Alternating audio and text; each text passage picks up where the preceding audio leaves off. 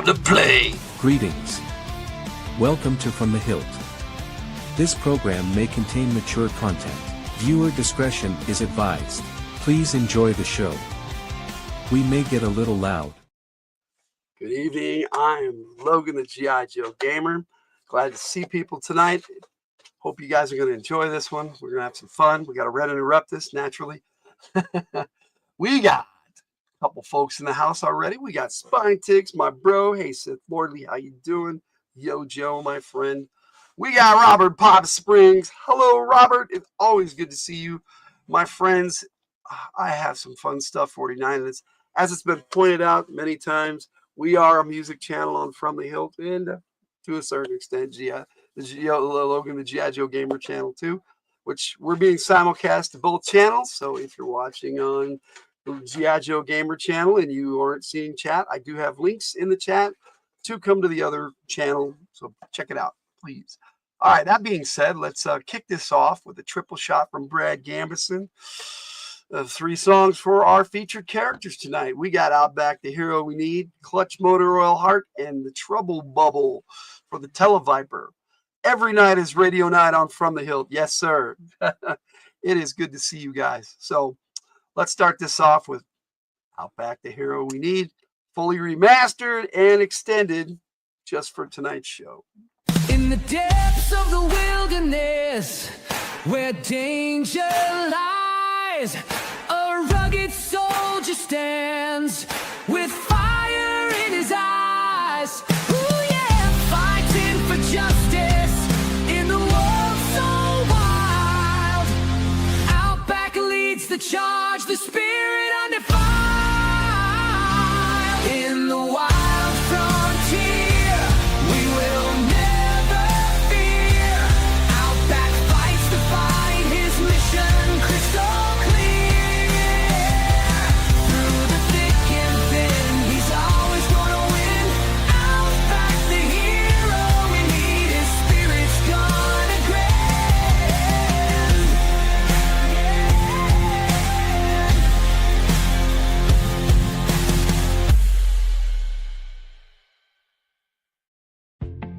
Through the swamps and the deserts, the mountains high, tracking every shadow neath the moonlit sky. No storm, no ambush gonna slow him down. He's a one-man army gonna stand his ground. In the wild frontier, we will never fear. Outback fights to fight his mission crystal clear. Through the thick and thin, he's always gonna win. Outback the hero we need, his spirit's gonna grin. Yeah, yeah. Whoa, a legend in motion, a force of the land. Whoa, through fire and thunder, he'll make his stand. He's got the will, he's got the might. No retreat, no backing down, he's built to fight. Echoes of battle, the scars he wears, a silent promise, a warrior's prayer. No fame, no fortune, just duty calls for the ones who stand when the mighty fall. In the wild frontier, we will never fear. Outback fights to fight his mission crystal clear. Through the thick and thin, he's always gonna win. Outback the hero we need, his spirit's gonna grin. Yeah, yeah. Through dust and danger, the legend will grow. Yeah, yeah. Through every trial, his courage will show. Whoa, when the world needs strength, when the world needs light, Outback's gonna rise. He's ready to fight.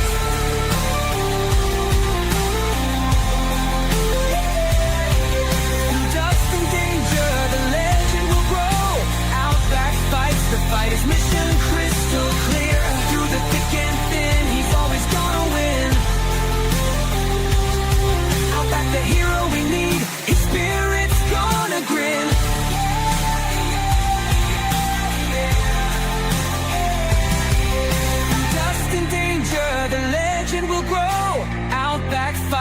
fight his mission crystal clear. Through the thick and thin, he's always gonna win. Outback, the hero we need, his spirit's gonna grin. Yeah, yeah. I like that one. Hope you guys did too. All right, let's continue the music a little bit here with Clutch Motor Royal Heart, kind of a classic around here now, but it's his night, so here we go. Clutch, the mechanic with the motor oil heart, street racing legend, tearing the city apart. Oh yeah. Greasing his hair with that oily shine, he's a wild one, catching eyes all the time. Vamp and ride, a fast attack machine, roaring through the streets, causing the scene. With every turn, he leaves them in the dust, chasing dreams and leaving hearts to rust. Clutch, burning rubber on the fiery track. The ladies love him, but they can't hold him back. He's a womanizer with the rebel charm, fixing engines by days. In the Van Pill speed past Cobra, bullets blazing, it's a heavy metal opera. With Clutch behind the wheel, the enemy will freeze. Mowing down Vipers with rapid ease, at 80 miles per hour with a grin. Making time all the while you win. Clutch will make a pass at Scarlet, even rebuke, he's a varlet. Clutch, burning rubber on the fiery track. The ladies love him, but they can't hold him back. He's a womanizer with the rebel's charm, fixing engines by days, breaking hearts till dawn. Oh yeah. Yo, Joe!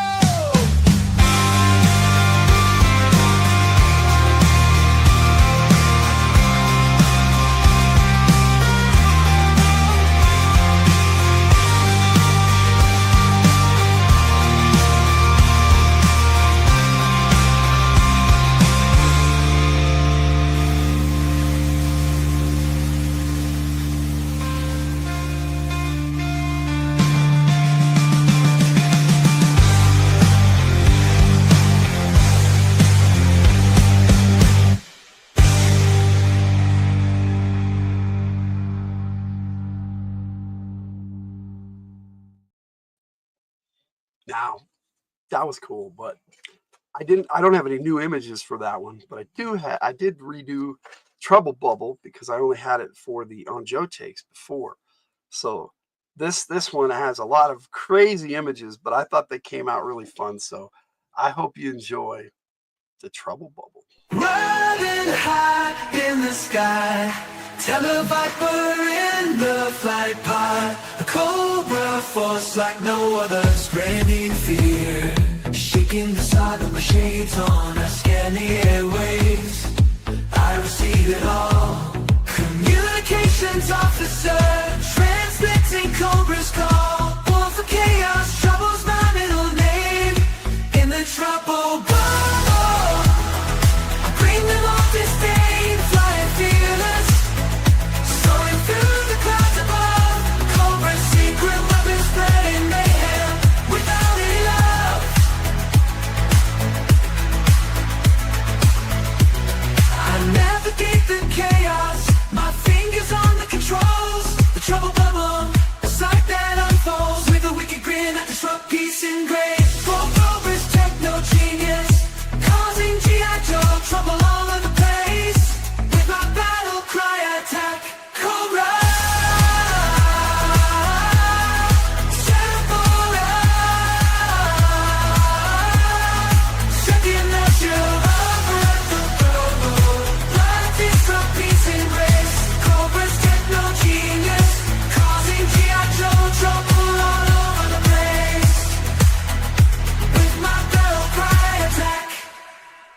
attack. Cobra.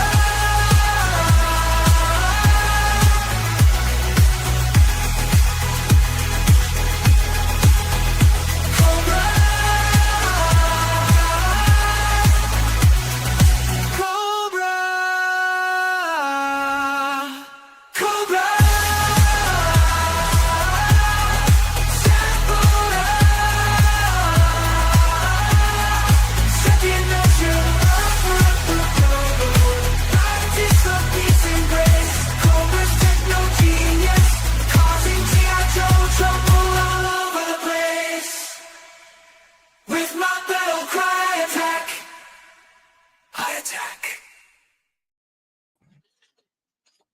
You heard they were going to perform at President Trump's inauguration, but Joe had them in the brig.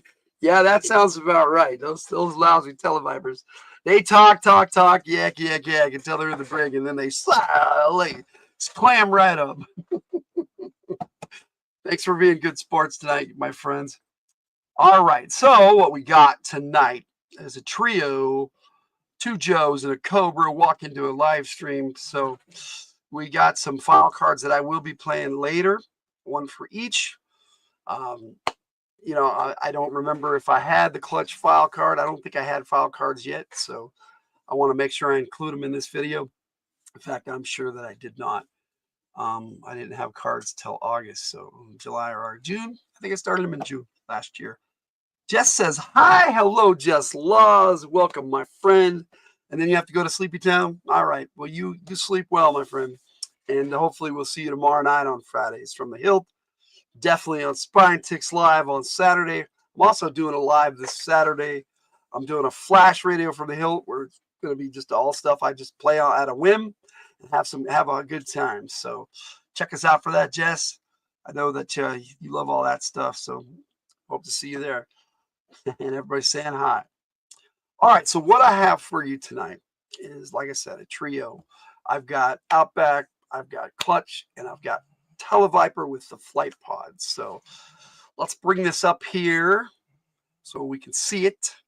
And I will remove myself from the stage and be with you in the chat until these 3 Joe takes are done. But I'll be talking with you in the chat the whole time. So remember, it's not live. It's Logan X. There we go. So here we go. Let's check this out.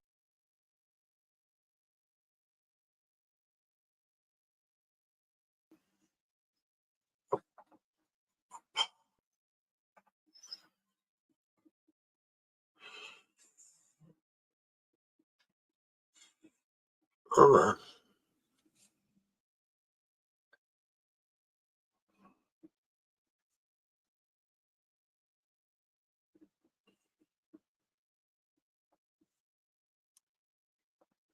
Greetings. I'm Logan, the G.I. Joe Gamer. Let's play the intro.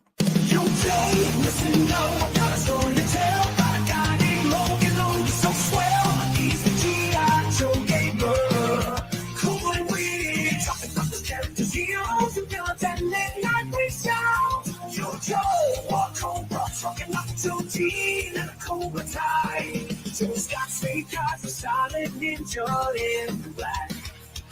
Quick with your swords, he'll give you a heart attack. Then there's 2 the leader, so go, gung ho, always ready to fight and make those cameos. And we can't forget about Scarlet, the ultimate girl power. A fierce warrior to make her enemies cower. Cobra's got their soul to supply the weapons. Cobra command, plots and schemes. He's ruling the world in his dreams. Tarzan is never what he seems. And down his spots, that black leather outfit shoots you quick and slipped out the back of the bed. Yo, Joe, Cobra, oh. Logan's here to give his G.I. Joe taste. Oh, yeah, Yo, Joe, Cobra. Cobra from the characters, it's a G.I. Joe thing.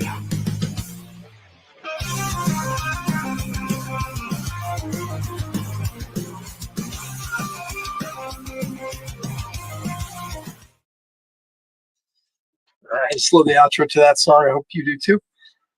Tonight on Joe Takes 46, we're going to be talking about Outback from the Hilt. Before we get into that, I wanted to mention that this is going to be the last Joe Takes for a little bit. We're going to be back on,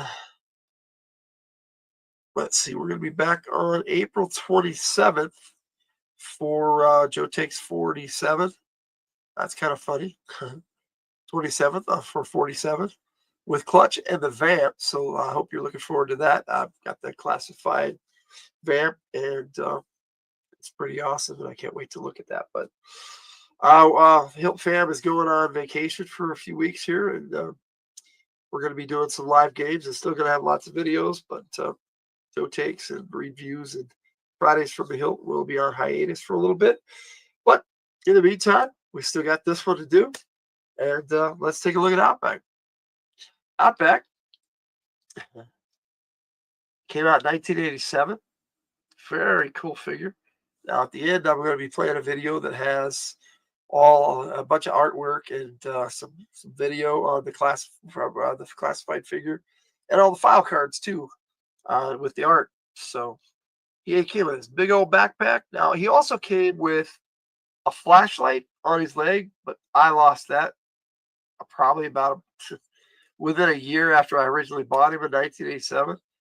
He did have a strap on this gun, but I never liked it, and it broke, so I just cut it off.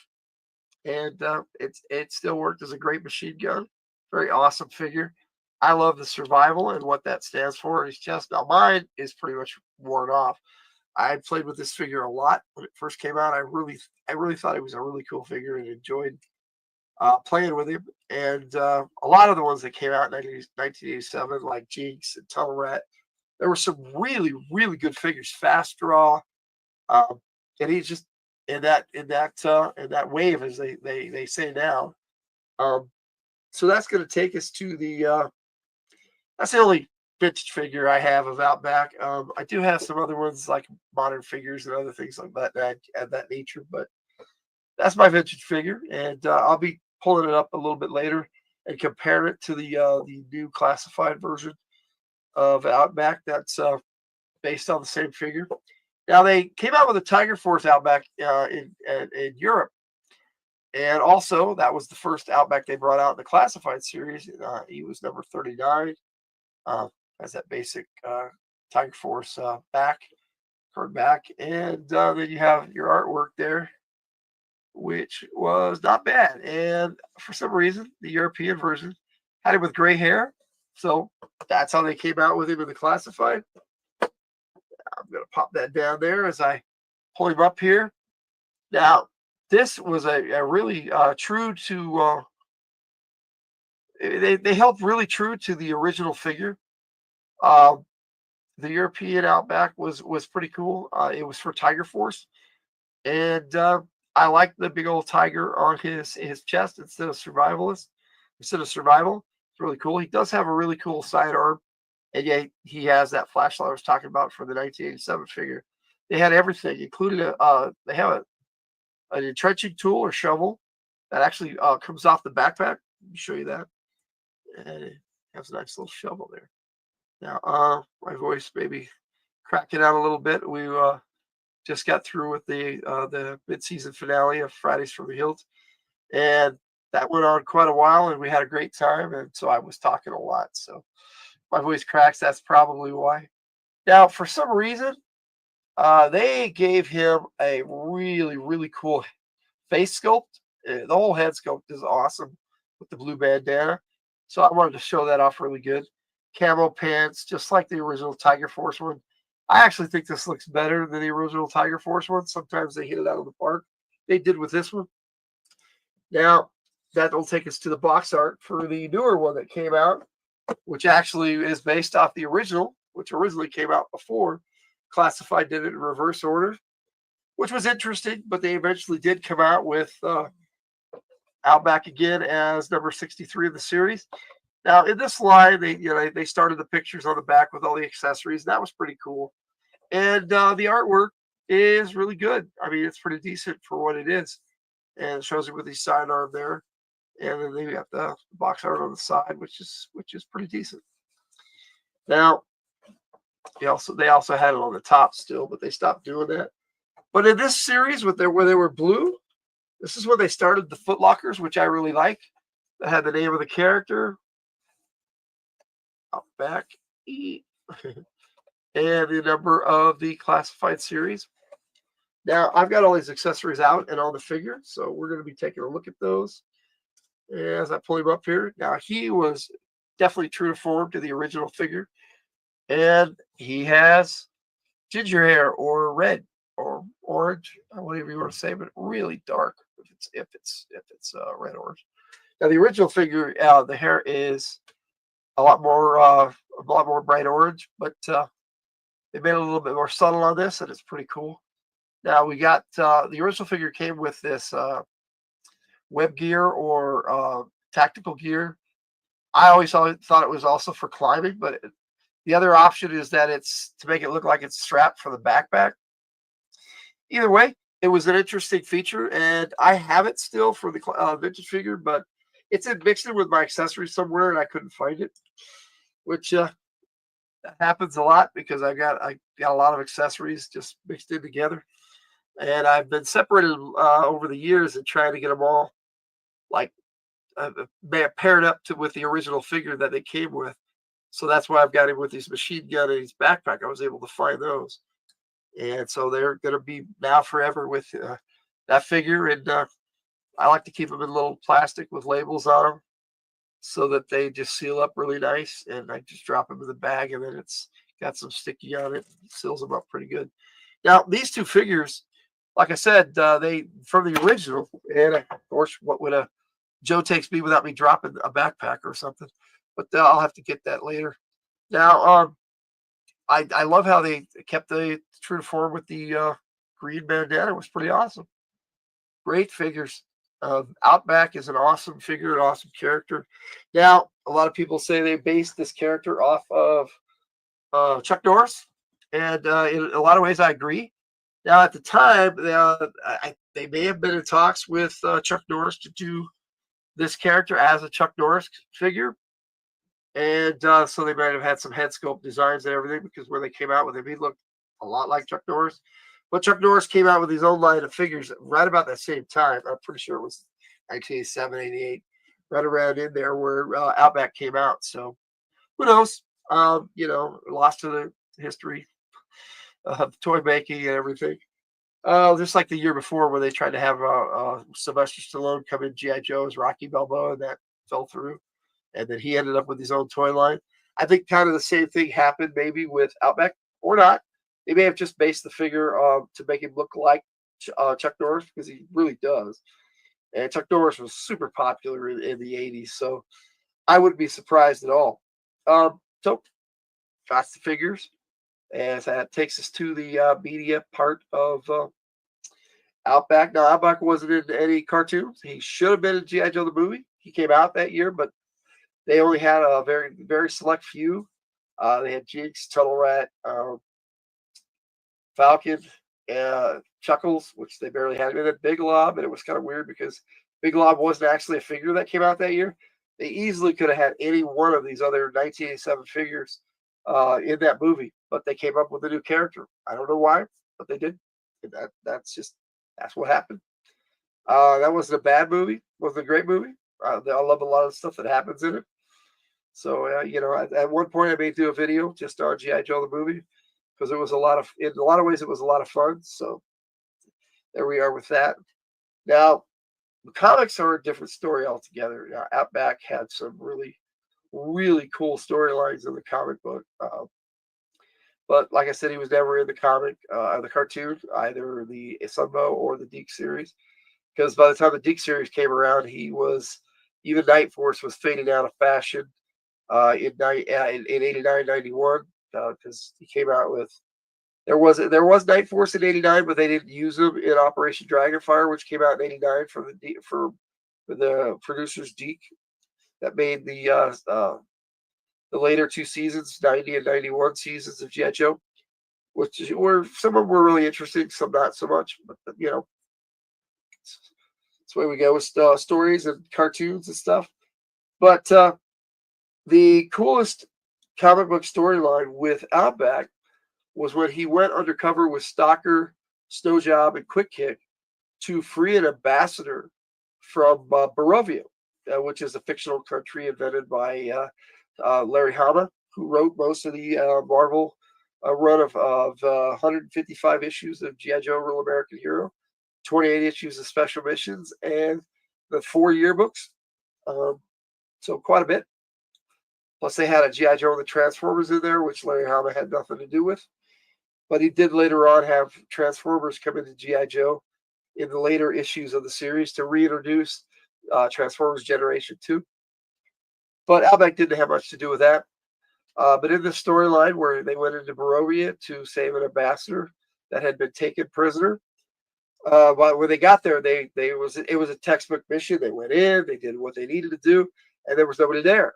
And come to find out, another U.S. department had negotiated the guy's release, and so they were kind of stuck, having broken into a military facility in another country, and they were stuck trying to escape. And well, they got ambushed by the military of that country, and Outback and Snowjob were injured. Not Outback. Snowjob and Quick Kick were injured, and Snowjob worse than Quick Kick. And so they ended up. Stalker made the call, and he ordered Outback to escape on his own. And Stalker stayed behind because Snowjob and Quick Kick were, like I said, they were wounded, and he was a medic too, so he stayed behind to make sure that they were okay. And then those three ended up going into a gulag and were prisoners for quite a long time in the comics. And Outback,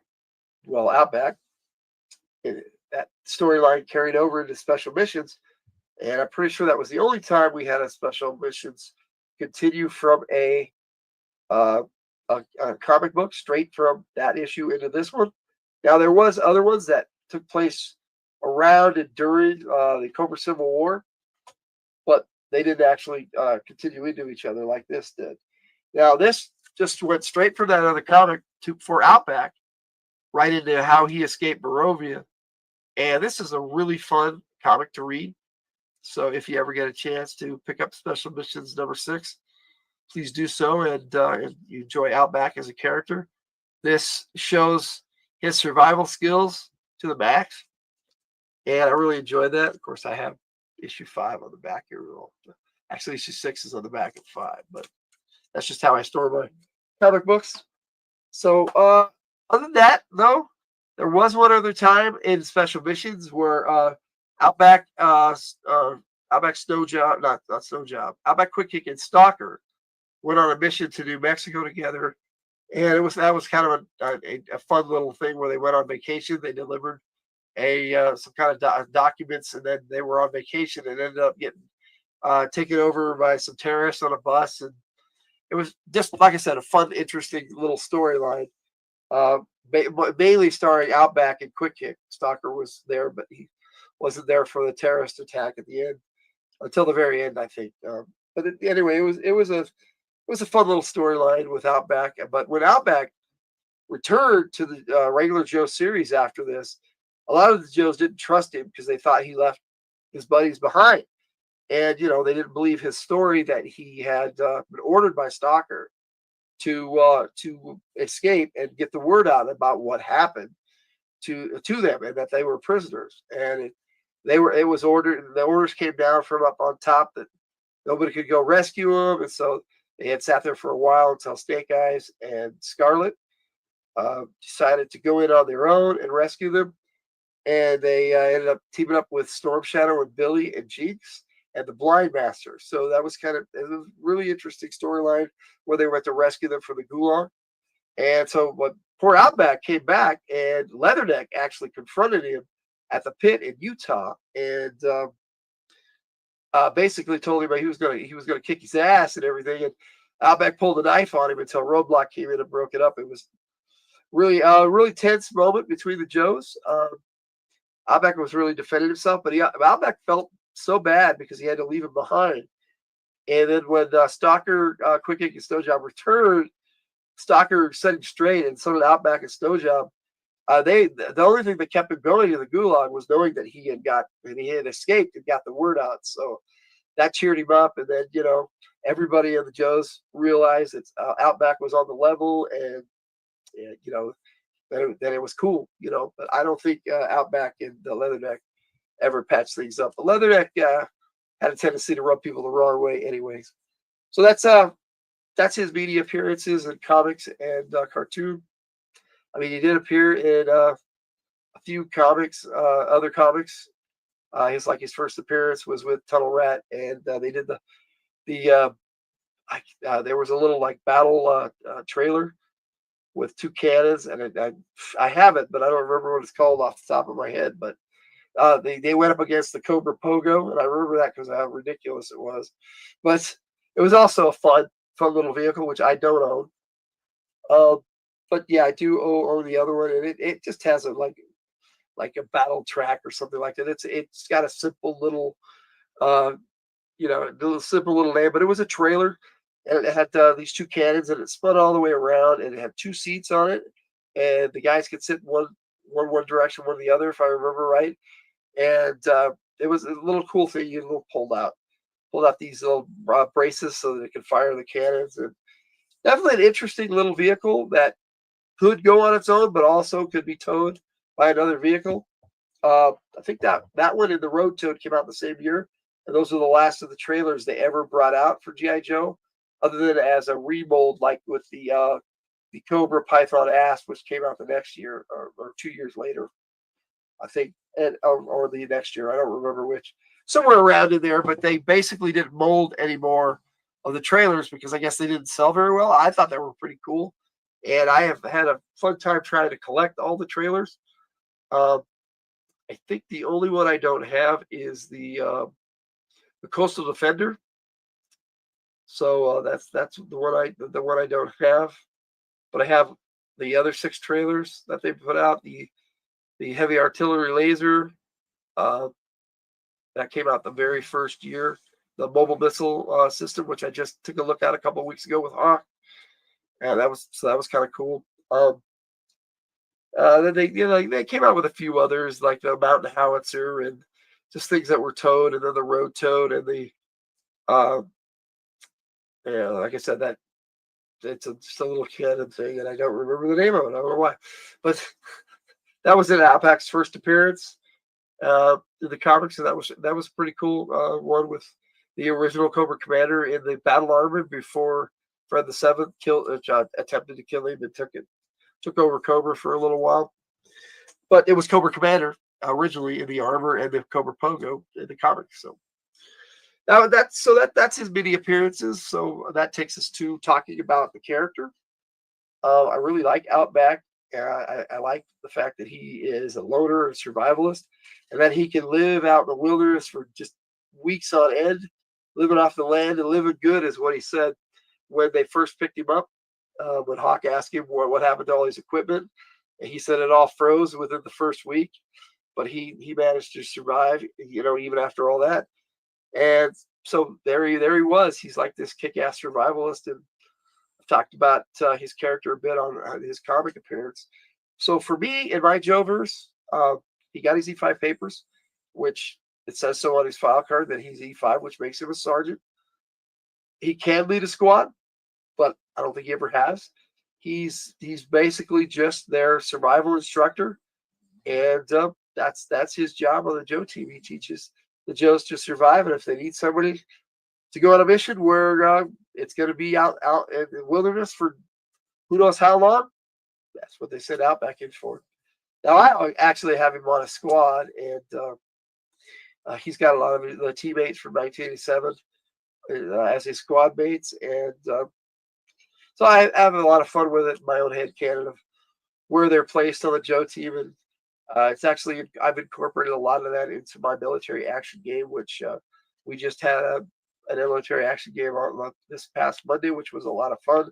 And the players who have all new characters, all new Joes, basically, did Fire Team Echo. It went up against Cobra Bat, so it was kind of neat.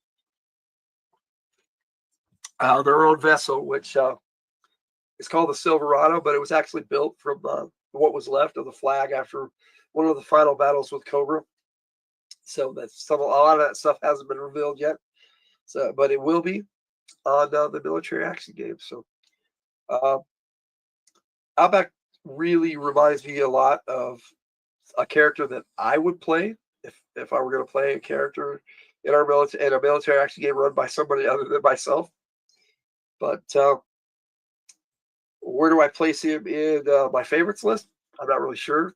I mean, I know I like him a lot more than some and a lot less than others, but that's G.I. Joe has 200, more than 200 characters, more than 250, I think, at this point. And there's just a lot of Joes. And I would say he's definitely in my top 50, if not even my top 30. He's a really cool Joe. And that is my take on Outback. Now I'm going to play the On Joe Takes 46 video for you. And that's how we're going to end it out. So on that note, log it out, and I will, if I get my mouse to work, play the video for you. Take it easy. In the depths of the wilderness, where danger lies, a rugged soldier stands with fire in his eyes, fighting for justice in a world so wild. Outback leads the charge, the spirit undefiled. In the wild frontier, we will never fear. Outback fights to find his mission crystal clear. Through the thick and thin, he's always gonna win. Outback's the hero, we need his spirit's gonna grant.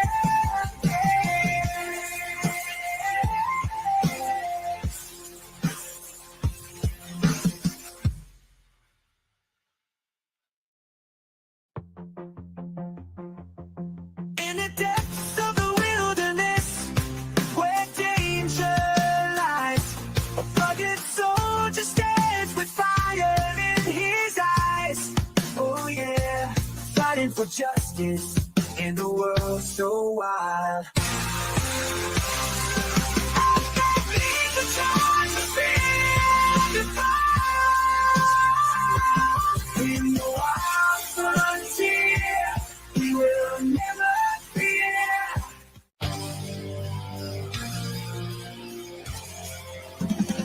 In the wild where the shadows lurk, Outback fights his strength is true worth.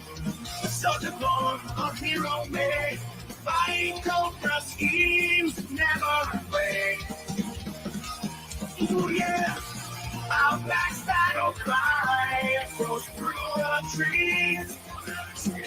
With honor and courage, they'll bring over to their knees.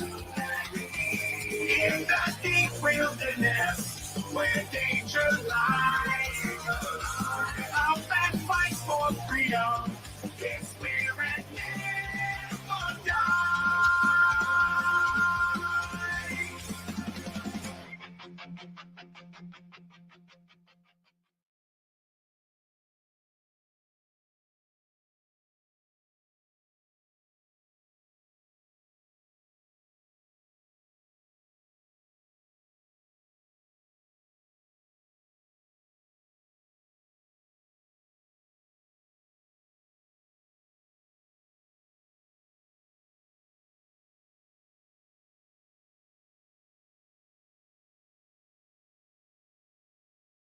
You don't listen, no, I got a story to tell. Got a guy named Logan, oh, he's so swell. He's the G.I. Joe gamer. Cool and weird.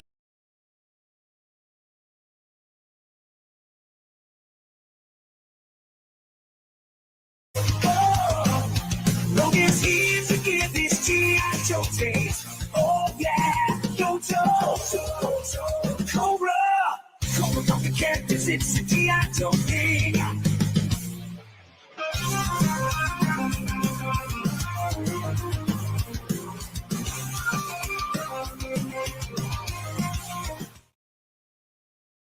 Greetings.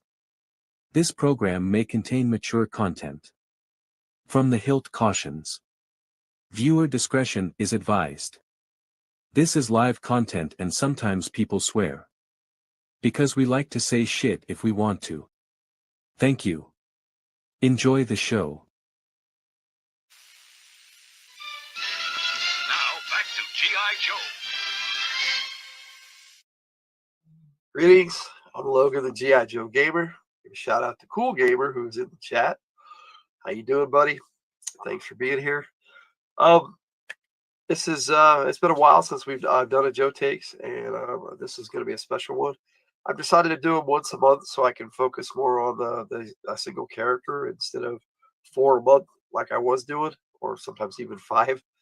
So this is where we're at today, looking at Joe Takes number 47. We're going to be taking a look at Clutch with the Vamp from the hilt. So I'm going to start out a little differently because I happen to have the original file card for Clutch from the Vamp, and the Clutch, he's the Vamp driver there. And so I'm going to read this, and that's how I'm going to start out. Clutch's file name is Steinberg, Steinberg, Lance J, or Lance J. Steinberg. Primary military specialty is transportation. Secondary military specialty is infantry. His birthplace is Asbury Park, New Jersey, grade E4, which would be a specialist or a corporal. Clutch was a mechanic at Manny's Mean Machines and was heavily involved in racing street machines prior to enlistment. Graduated advanced infantry training, covered ops school, executive bodyguard school, ranger school, and he's a qualified expert in lots of weapons: M14, M16, M1911A1, M3A1, M79, and M60. He greases his hair with motor oil, rarely shaves, and chews on the same toothpick for months. Clutch still calls women chicks. Now, for those of you who may be offended by that term, that's what's on the card. So I don't like to sugarcoat things, and that's the way that one is. Now, I also happen to have the blueprints, and I'll be showing you guys those. Now, on the one side is the instructions, and let me see if I can get this on the screen proper. And I'll go up a little slowly so you can see it all. And that was the instructions and where the sticker placement was. Now, this is what is the main feature of the blueprints. Gives you an idea of everything that's on the Vamp. Now, I never did really have the Vamp when I first started collecting, but I was able to acquire it recently. The original, anyway. I have several Vamps that I'm going to be showing you. Hello, Alessia. It's good to see you. If you like G.I. Joe, then hang out. And, I'm going to be talking about Clutch and the Vamp today. In fact, I'm going to be showing off several Vamp figures, several Vamp vehicles and Clutch figures. So this should be pretty fun. At least set this aside so I don't get it mixed up with everything I'm doing. Now, I normally start with the figures, but I actually am going to switch cameras here in a little bit and take a better look at the figures. But I do have a carded example of Clutch, and if I am not mistaken, this is the only single carded example of Clutch ever released. This was for the G.I. Joe Collectors Club. Now, I wasn't a member of the G.I. Joe Collectors Club, and I had to acquire this later, and it was fairly expensive. A lot of these are because they're very rare. This was actually an exact copy of a modern figure that I have, and I'll pull it up here real quick and give you a good look. Now, this gun actually came with the 1993 version 3 Clutch, but this is basically the same figure, just updated a little bit, and as you can see, it's some of the parts on it may be a little different, but it's got the same head sculpt, and actually it doesn't. Well, that's kind of cool. I thought it was. Sorry, I was wrong. I like to find things that I'm wrong about. But anyway, yes, this carded Clutch, you even had the file card on the back. I don't think I showed that. And I always thought that was really cool to have the file cards, the full file cards on the figures, all the carded figures. And got this modern figure. I'm going to set it back over here.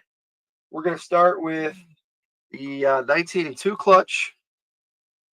And I'm going to take I'm going to take a better look at him with the other camera, but I wanted to do my usual usual stuff here with the vintage figures, so you could see them up close a little bit better. Now, I will, like I said, I will be looking at them with the other cameras, so take a better look. Now, that was in 1980, 1982.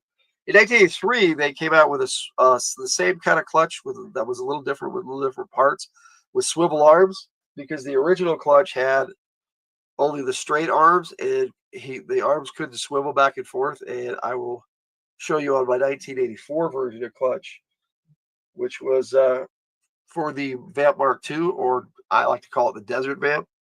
Now, as you can see, these figures are in really good shape, but he's got the swivel arm, and this was basically remolded for the 1983 version of clutch, which was just a remolding and a revamping of course, I had to drop something on Joe tapes, yay, of the original 1983 clutch, which I have an example of, but I've got it in the Vamp.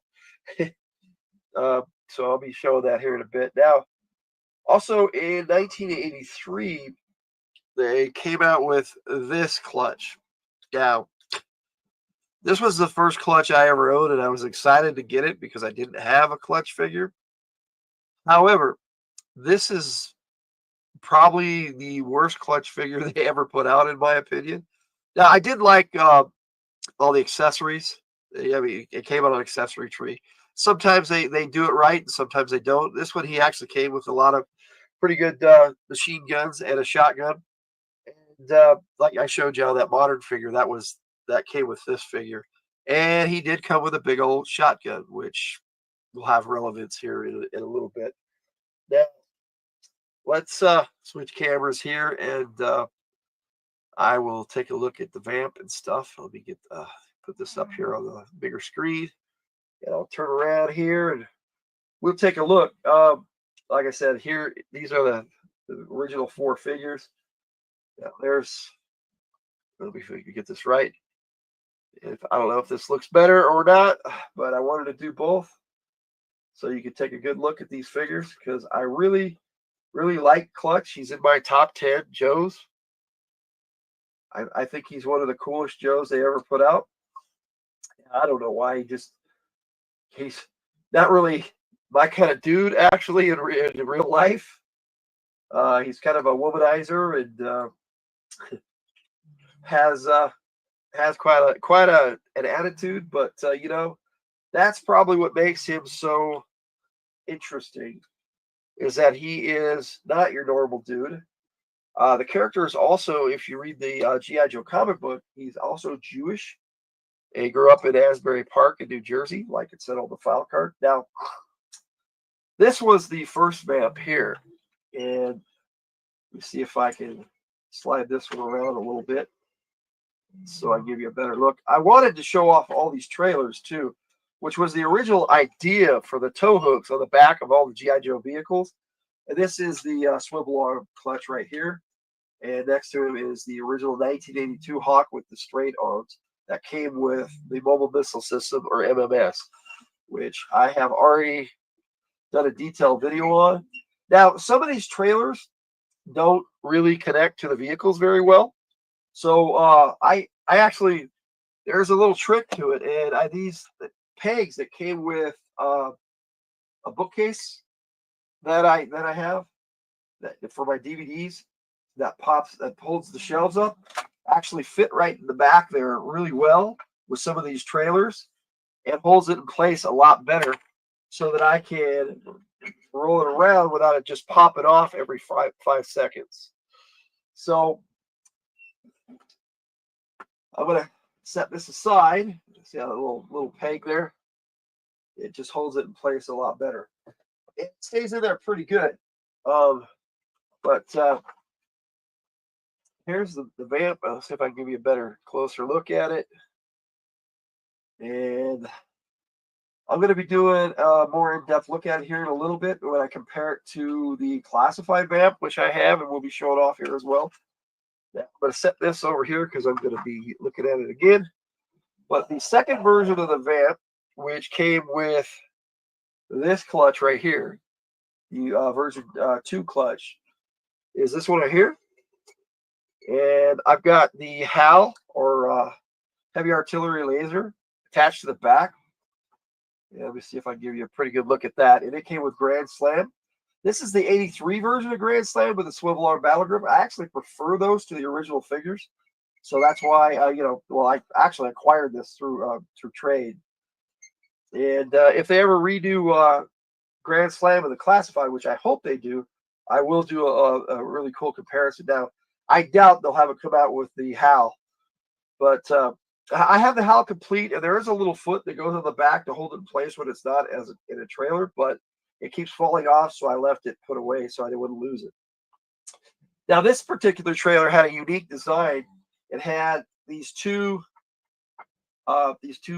hitches on it that actually hold it in place better, and so I don't need one of those little pegs. So let me set this vamp aside. That is what they call the Vamp Mark II, but like I said, I like to call it the Desert Vamp. Now, they had other vamps that came out like in 1989. They came out with the Tiger Sting for Tiger Force, which I don't have, but it had these really cool. It was yellow with these really cool black tiger stripe colors. But this one came out in 2004 for the. I'm pretty sure it was the Valor versus Venom line, but it could have been Spy Troops. And it came with the Whirlwind with a torpedo figure, Big Brawler, and Pathfinder figures. It was like this big old set. You had 3 figures, one for each seat and one for the Whirlwind, which is what this came with altogether. Now, originally the Whirlwind came out, I think, 1984. Now, that's my original 1982 clutch in there. I mean, Rock and Roll. He's displayed on the box art, so I thought it would be cool to have him displayed there. The Whirlwind's a pretty cool little trailer, and they fixed the connector on this one, I think. Either that or it's just a better connector. I think they actually adjusted this connector on this vamp. Now, this is definitely a rare vamp. It may not be rare to purchase, but it's rare in its design. It was the first one, I think, that has the hood that opens. If I remember right, I could actually get that open up. And so clutch could actually work on the vamp. And I thought that was a really cool idea. But like I said, this is what I acquired years later as an adult collector. And so we'll get that one out of the way. And the Whirlwind with Rock and Roll there, which I showed off Rock and Roll in his own video not too long ago. Now, like I have the modern clutch here. And he came with this particular vamp, which was a nice update. I mean, it's a pretty good looking figure. But I found issues with the modern or 25th anniversary figures. A lot of people do. I don't, they look nice, but they're not very. They're definitely for adult collectors more than they are for kids because they don't really play very well. Now, here's the original vamp next to the modern vamp that came out in 2008, I'm pretty sure. Now, the shovel comes off here, and, it had gas cans that came in the back, just like the original. These gas cans actually come out. And that was the problem with this vamp, because these would fall out really easy. And so there's ways to, like you can put a piece of paper or something in there and hold it in place, a little piece of cardboard or something to keep it in there. And this original gun, what I liked about it was this little motion here, which shows you that the cannons can move, which is kind of really neat, which they went away from in every design of the vamp. The Mark II has missiles, and it's still attached to the HAL. It's not easy to detach those. Well, the HAL once it's attached.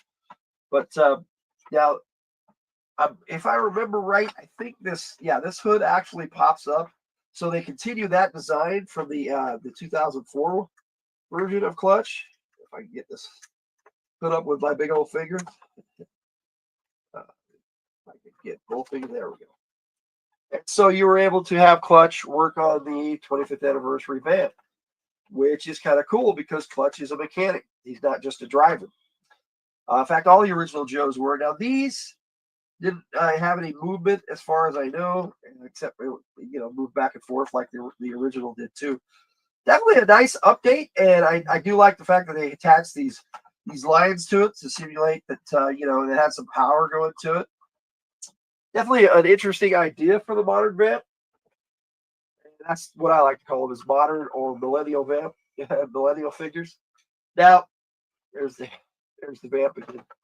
I'm gonna set that back over here. Now, in 2010, they came out with this vamp. Now, this is my all-time favorite vamp because it's a 4-seater, and there's another version of this that has covers like the Mark II vamp, the Desert vamp. But this one did not have. It did not come with the covers. This was like the first version of it.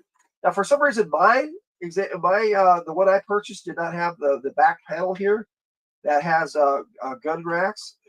So you can put the weapons that came with it on the rack. You could also put it had the hammer and a shovel that you could put on that rack back there. And for some reason, mine didn't come with one. So I'm just out of luck. Now, it did come with a working winch, which was kind of neat, so that you could attach things and then draw the line back with this little spinning wheel. So that was a nice addition for the vamp. Now, if I'm not used to doing this extra camera, so if I'm off camera a little bit, I'm sorry. I'm trying to look at that screen of the camera at the same time to make sure I show you.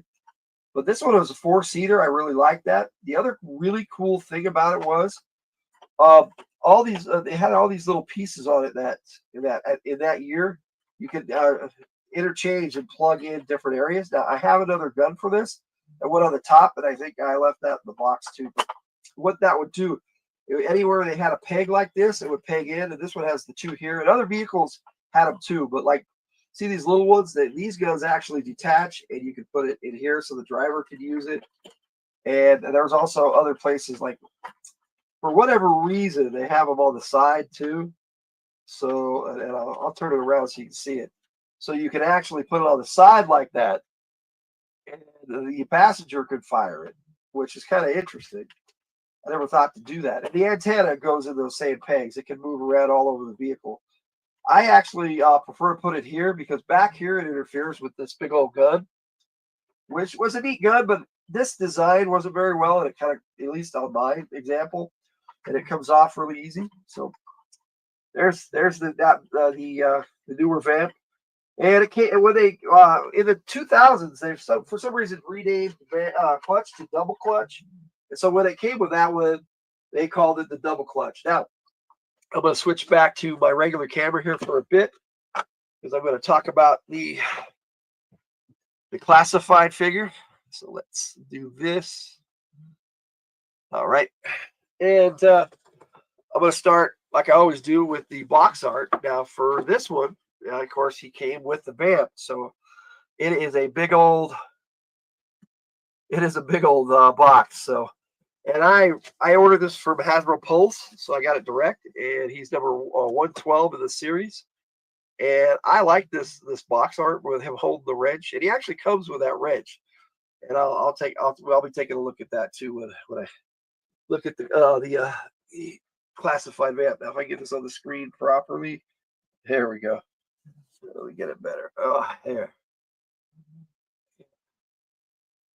Got to remember it's not a mirror, but there's the front and the top. It just has the number 112 and a star, and there's the bottom, which is just stuff. And then this side also has an image of clutch with the number, and he actually came in the window so you could see him from the box, which was really neat for something you're never. I hope they put these out in the stores, but I haven't seen them yet. That would be really nice for them to do that. Now, I'm going to put this bigger vamp over here and show, I'll go back to this other camera and show it alongside with the original vamp. So you got the regular size 3 3/4 inch vamp here for the 3 3/4 inch figures. And then you have this big old honking, and I don't know if this camera actually will do it justice. I might have to bring this up on the bigger camera, but I'll give you some closer looks. Like it comes with a gas cans, and they come right out. It came with a first aid kit and a fire extinguisher. I don't know if you can see that in there. And there was a lot of little additions that they had in here, like the shovel does come off, and this is like this is the tarp and canopy that actually is supposed to cover the whole vamp when they want to camouflage it to hide it. And yeah, this engine does pop up, and it's a little easier than the other ones. And so you can get Clutch in there working on his vamp, which is really cool. And it has the working wedge. So they, like I said, they took a lot of things from some of the other ones that they did and made this classified vamp really cool. Now these guns on the back, let me put that up there so you can see them a little better. They're actually M60s, or what they call a Mongoose. And this is the gun that should have come with Roadblock. And I hope it comes with the Tiger Force Roadblock, because they had a version of this come with the new Action Soldier, which I have. It's pretty cool. But these can be handheld, but are also redesigned to fit on the back of the vamp. And it has these little, and this comes off really easy. That's the only thing I don't like about this.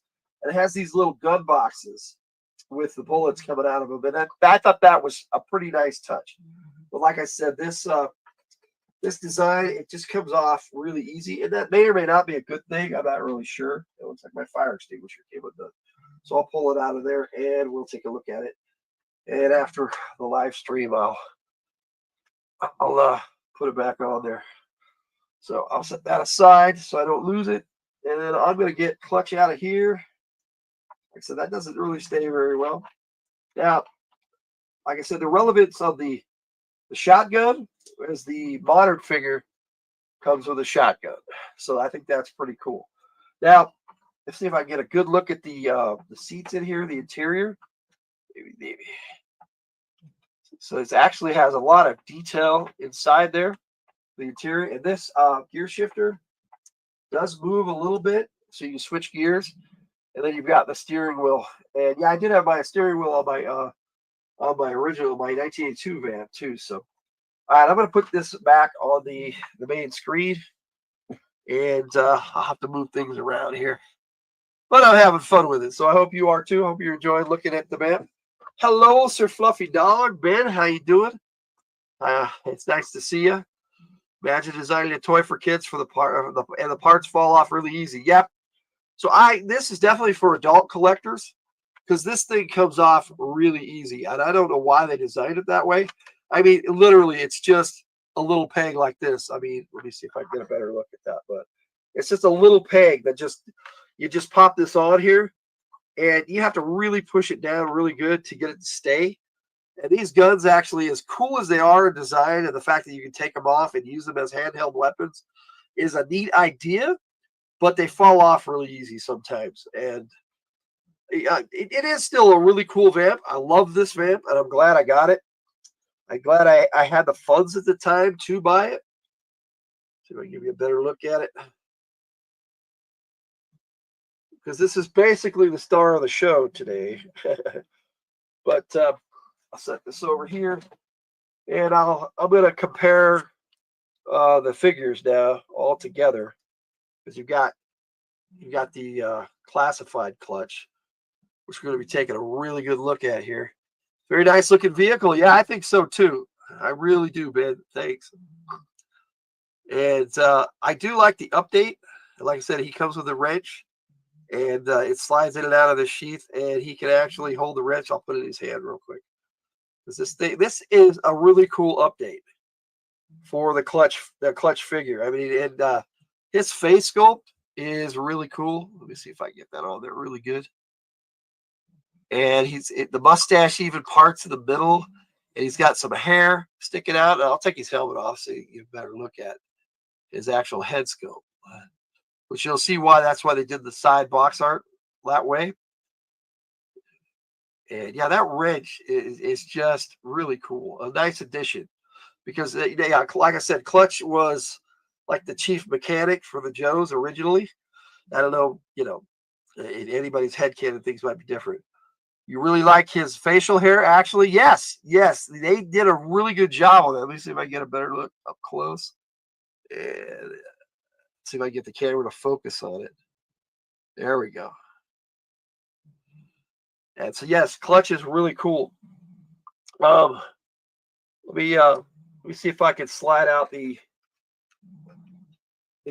swivel arm battle grip version, so I can take a look at both of these together. So you've got it's basically, like I said, the same figures. Some parts are a little different, but for the most part, it is the same figure from 1982, 1983. What the major difference is like I showed you on that with the straight arm, is the swivel arm. The arms can actually swivel back and forth. So he can hold a rifle and he can hold it like that instead of just straight out. And that was a nice update from 82 to 83. Right away, they knew they needed to fix that, and they did. And they brought out all the original figures with the swivel arm battle grip, which was really cool. And then, of course, you had the 1984 version that came out, which, like I said, the 1984 is the same as this one. This is just an update of this one, so it's nice to have both of these. When I actually acquired the original Vamp recently, it came with both of these clutches. Whoever had it acquired both, and it was really nice that they sold it that way. Yeah, I'm gonna keep comparing these before I get into talking about the character, because you've got version 3, because you have version 1, version 1.5, version 2. Now here's version 3, and that's where he first came with a shotgun, which was nice because he hadn't come with a gun before that. He just came with a Vamp. Do you prefer the O-rings to the new torso articulation? That's it. I like them both. I don't know which one would I prefer. I know with the O-rings, I know how they work. I know how to repair them. So in a lot of ways, that makes it cooler for me, because I know how to fix them. Now these newer ones, if they break, I got no idea how to fix them. What had happened, these aren't the original hands for this clutch figure. My cat Luna actually chewed off his trigger figure, and so I swapped his hands out with Quick Kick, because Quick Kick had extra hands, the new Quick Kick that just came out, and you can't even really tell. The skin tone matches pretty well. Not exactly, but enough that it's not really that big of a deal. Now he does have the sidearm that comes out, which they never did that before, not even on the modern version of clutch. The sidearm was still just molded on there. It didn't come out. It's just flat there. But he did come with a knife, which somehow I've probably mixed in with a bunch of other ones. Naughty Kitty. Hello, Cindy Cat. Hello, Louise. How you doing? Yeah, Luna was a naughty kitty. She was mad at me. I think she was jealous because I was giving our other cat a little bit of attention. And it happens. But yeah, this particular clutch does have a pistol in his ankle holster, which was an interesting idea, but I don't know why they did it that way. But they just had his pistol come out of these over the shoulder holster, which was pretty cool. And this shotgun, I really like this shotgun. The design is really nice. They've come out with some shotguns for the classified that were good, but this one I like the best so far. All right, so that's basically all the figures. Now, he has some other tools on his belt here on the classified, but they do not come off. We're saying hi. Now, for your information, Louise, Ben is Tiger and I's middle kid, and they're an adult, and they don't live with us anymore. So it's nice to hear from Ben. So, like I said, there's that really cool wrench. I'm not sure if I like the red. It works because some wrenches are red, but they're generally a pipe wrench. Hello, Kenneth Bird. How you doing? It's nice to see you, bud. Just about through looking at the figures. So if you wanted to check that part out, you'll have to watch the replay, because I might bring some about a little bit more later. Now, what I wanted to do before I stop looking at the figures is compare the if I could on the camera up here, compare the two Vamps here to show you the size differential. Yeah, I mean that the classified Vamp is so much bigger. I mean, and it has to be because the size ratio of the figures. But It's kind of cool just to put them up against each other so you can kind of see the difference. And I'll set these here out of the way. And yes, whoa, you like the wrench? Yeah, I like the wrench too. I thought it was a nice touch, and the fact that it slides right into the side holster. I wish that some of the other tools, like the screwdriver, would have come out too. But you know, they did what they could with what they had. So that's going to take us to the character of Clutch. Now, in the Sunbow animated series, he had very few appearances, but the ones he did have were fairly significant. He was in the original Menace of the Mass device in his green outfit, and he was in it very little. He had a few lines in that, and one was "Let's hear it for Big Feet," but it did show that him and Breaker had a camaraderie, which was really cool. Because in the comic books, Breaker, Rock and Roll, and Clutch were just like, they were the dynamic trio, if you will. And it was really cool to see them all together all the time. Now, like I said, in the Sunbow cartoon, he was also the Revenge of Cobra, and he actually showed up in both the green and the tan uniforms. It was kind of neat, but it was kind of like his transition into that uniform. And then in the season 1 of the animated series, that's how he, whenever he appeared, it was in, I'm pretty sure, in the tan suit in this outfit right here, instead of the original green. So yeah, I do have the figures here handy, so that's nice to show you as a comparison. Now, Clutch happened to be in the series. He never really had any major lines, except for in the 2-part episode Worlds Without End, which happens to be my favorite G.I. Joe episode ever. There were 7 Joes that got transported to a different dimension where Cobra ruled the world, and Clutch was a significant character in that. They showed him flying a Skyhawk, which, in the cartoon they had the Joes doing all sorts of things that they shouldn't have been trained to do, but it's like the Joes were trained to do everything in the cartoon. So, which was, it's kind of a gripe with me, I guess. I didn't even realize it until I started talking about it. Yep, OMG Cobra. That's right. Next time I have a Cobra figure I'm taking a look at, and I'll give you a sneak peek before I go here today.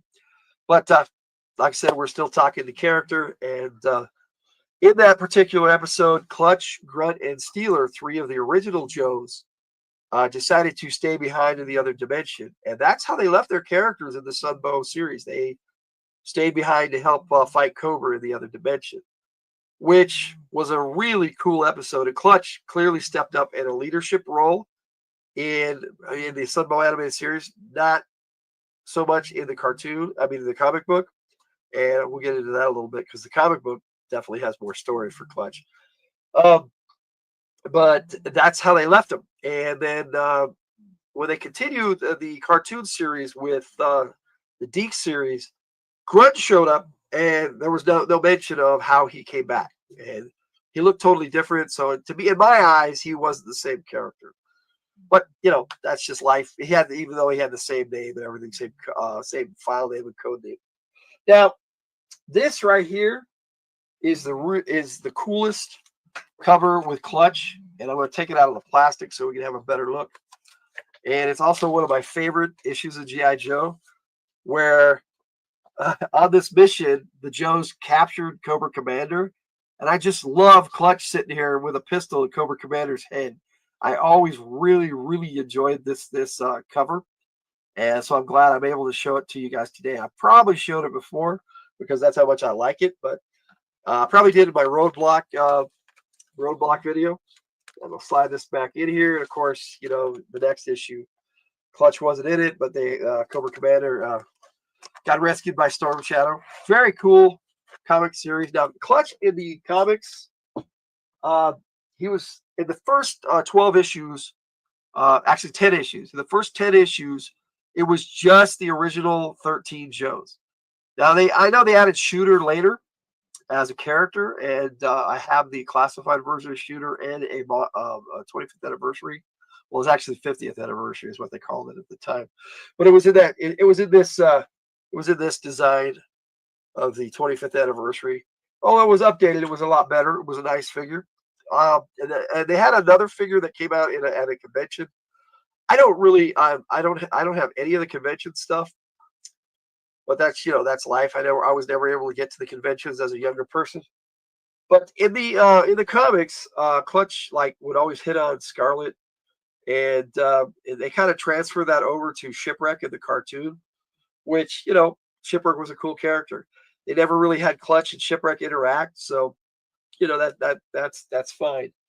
But in the comics, like I said, he hung out with Breaker and Rock and Roll all the time, and I got that Rock and Roll figure out there. But they would go on road trips together and everything, and it was some interesting dynamics between those three characters. And there was a time when Rock and Roll and Clutch got captured by Cobra and brainwashed. It was really interesting, and Lair Hama didn't touch on after Breaker was killed in the comics, how Clutch and Rock and Roll reacted to that. I mean, I'm sure that they went to his funeral and everything, but I don't really remember whether he had him interact or even mention it at all. Yeah, I love Shipwreck too. He's definitely in my top 10 also. But yeah, I've done a Shipwreck video, so you can check that out. But in some of the comics, he was the vamp driver, but he also drove just about anything. They had him driving the APC a lot, and that's the one I wanted to. I'm going to save that. I'm going to save the APC for something special because that's my favorite GI Joe vehicle. So I've showed it before, but I want to go into some detail with it probably when I look at the Joe headquarters, because I am going to be doing that. As I know it's kind of weird. It's going to be my 50th episode of Joe Takes. I'm going to be looking at the Crimson Guard as a whole and the actual Crimson Guard figures too. But it's for Cobra Convergence 8. And that's going to be my entry into the lineup of the calendar for Cobra Convergence 8. And which I've been invited to participate in, which I think is really cool. And this is going to be Hooded Cobra Commander's last year doing it. I don't know if the Cobra Convergence is going to continue after that or not, but that's a subject for next month when I have a Cobra figure that I'm going to be looking at. In fact, I'll give you a sneak peek of who I'm going to be looking at next time. And there he is, the Tele-Viper, and he also. In the classified version, he comes with the flight pods. So I'm going to have vehicles and Cobras to look at next month. So that should be a lot of fun. But Clutch, getting back to Clutch in the comics, that was pretty much it. I mean, he was there, and he had some really cool storylines, especially this one.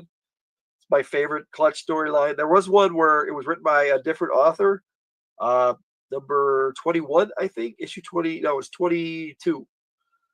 No, it was actually issue 20. It was right before 21, which was Silent Interlude, the big Storm Shadow first appearance and the first silent comic ever. But in issue 20, Clutch actually went home to Asbury Park, and it was a solo Clutch story. It was an interesting story, but it wasn't written by Hama, but it was part of the same series. So it was definitely a cool storyline where he went home and he found out that Cobra had taken over his home factory, and he had to fight Cobra pretty much by himself for most of the issue. And it was definitely an interesting storyline for this particular character. Lots of fun, and I'm glad that they actually had that in the original Marvel Comics lineup. In fact, let me see. There's 21, so it's the one in front of it. The big finale to most of the storylines in 19 there. And there he is. Clutch goes home the hard way. So yeah, it was a fun issue. And so that's another one where Clutch was on the cover. So it was like 3 issues before that. It was pretty cool. Anyway, so that takes me to where I have Clutch in my head canon, as it were, my Joe-verse. I see Clutch, he's as a staff sergeant. Now, originally he started out as an E4, like I showed you on the file card. On this particular file card, they all got promoted like 2 years into the comic book series, so they all should have at least been a sergeant. But I would think that by this point he would have been promoted to at least a staff sergeant, even though he has trouble with authority. So like I said, in my head canon, he's a E6 staff sergeant. So when he joined the Mega Marines, for some reason they had him in the Mega Marines. He was never a Marine, but they didn't have a lot of Marines in the Mega Marines, and the only Marine they had in there was Gung Ho.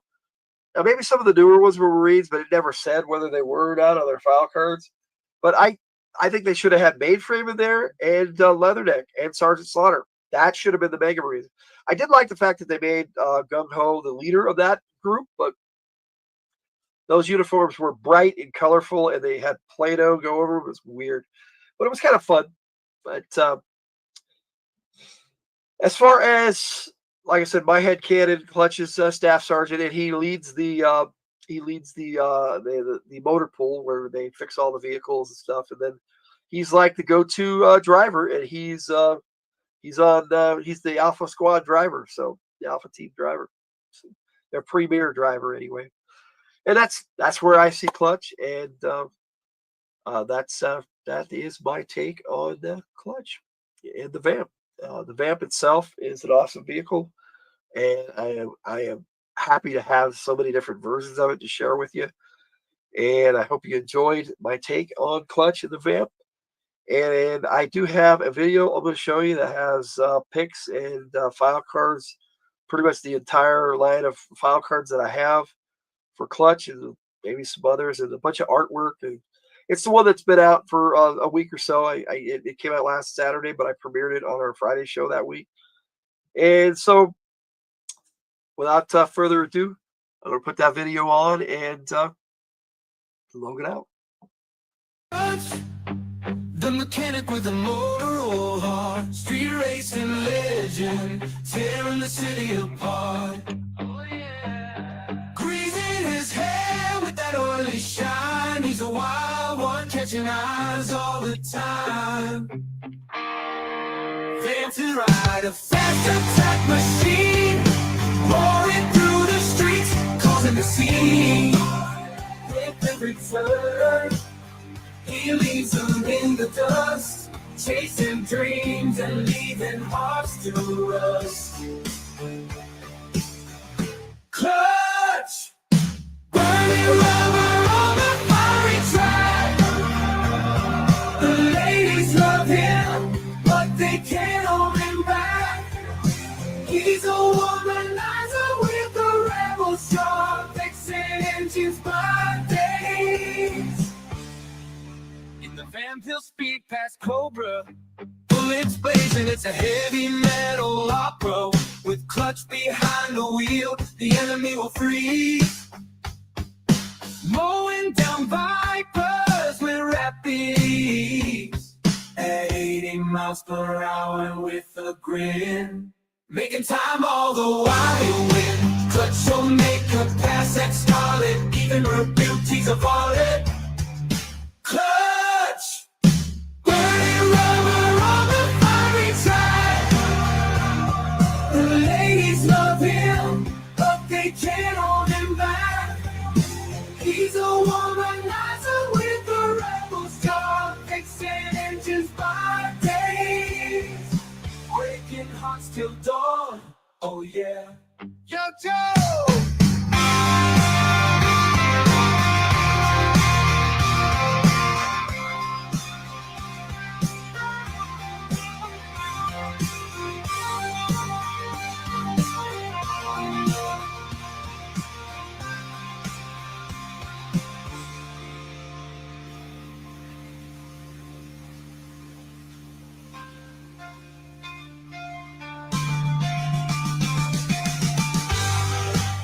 United we fight. Yo Joe, with honor and might, we'll make it right.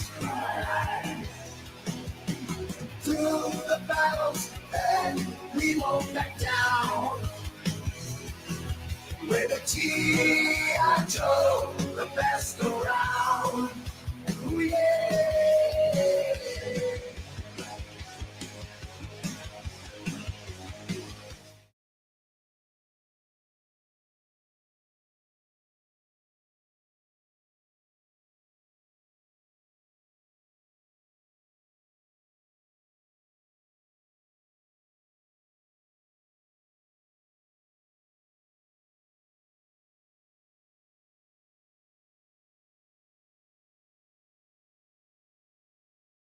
It's the G.I. Joe thing.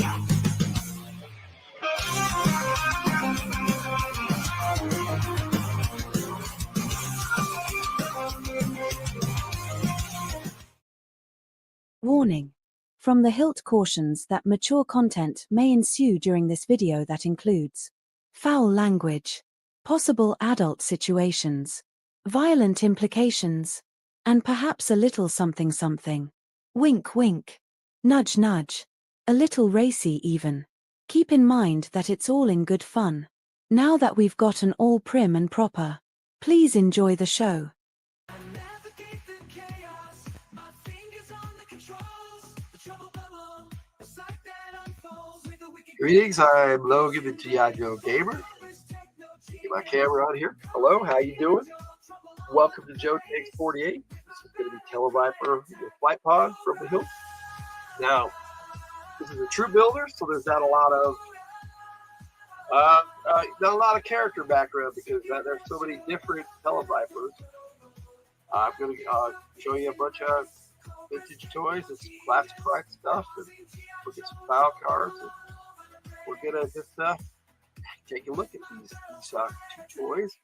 Well, more than two, but two different types. We've got the Flight Pod and we've got the Tele-Viper. So let's start with the file card because do that. And I think it's maybe a little too loud, so I'll put it down just a bit. I want to be yelling over it. Now this is the Tele-Viper's original file card. I'm going to go ahead and read that, and you can read along if you like. So I'll just cut the music all together while I read. Tele-Viper, Cobra's Communications, is file name classified, primary military specialty communications, secondary military specialty electronics, birthplace, various countries. These are the RTOs, radio telecommunication operators of the Cobra Ground Forces. Now, I'm actually reading from the updated file card that has a gray background, and I'll show it to you in just a minute. But this is the original file card that I have on the screen, so it may vary just a little bit, but I don't think it does. They carry a standard modular radio pack that contains as a main unit a VHF transceiver equipped with automatic frequency hopper, a crypto unit and passive jamming and anti-jamming devices. The Tele-Viper helmet contains high-resolution earphones with overload dampers and 2 sets of voice-actuated microphones. The interior of the helmet offers an alternate LED readout triggered through the optional computer pack. Optional transmission modes include microwave beam and laser, both available as add-ons to the basic pack. I always thought that was really cool about Tele-Viper. Let me get the music back on. I'm reading. And stop the screen so you can see me, and I'll show you the difference. This is when they came out in 1986. They changed the color of the background of the file card. This is the particular file card that I have. I actually just acquired this with the new Tele-Viper, which I'll be showing you in just a minute. It also came with the original card back, which they cut the card off from the bottom like this. It actually might. They clipped it up really nice. So as you can see, it pretty much lines up there. I'm going the right direction. So that's where this came from. And of course, on the back, it had all the cross-sell figures. I love these little cards, these little portraits. I used to actually clip these out, and before I had a lot of Joes, I used to play G.I. Joe with these little pieces. But I was a teenager, did weird stuff. Now I do have the blueprints as well, and I'm going to unfold you to show the ones I got with the Flight Pod and Tele-Viper that I actually purchased. Did not purchase them together. I purchased them separately because that's the way they were originally sold. So on eBay, that's how I got them. Now, what we got here is, I can actually get this on the screen to where you can see it. This is the blueprints, and I'm actually going to give you a better look, but I wanted to show you my original ones.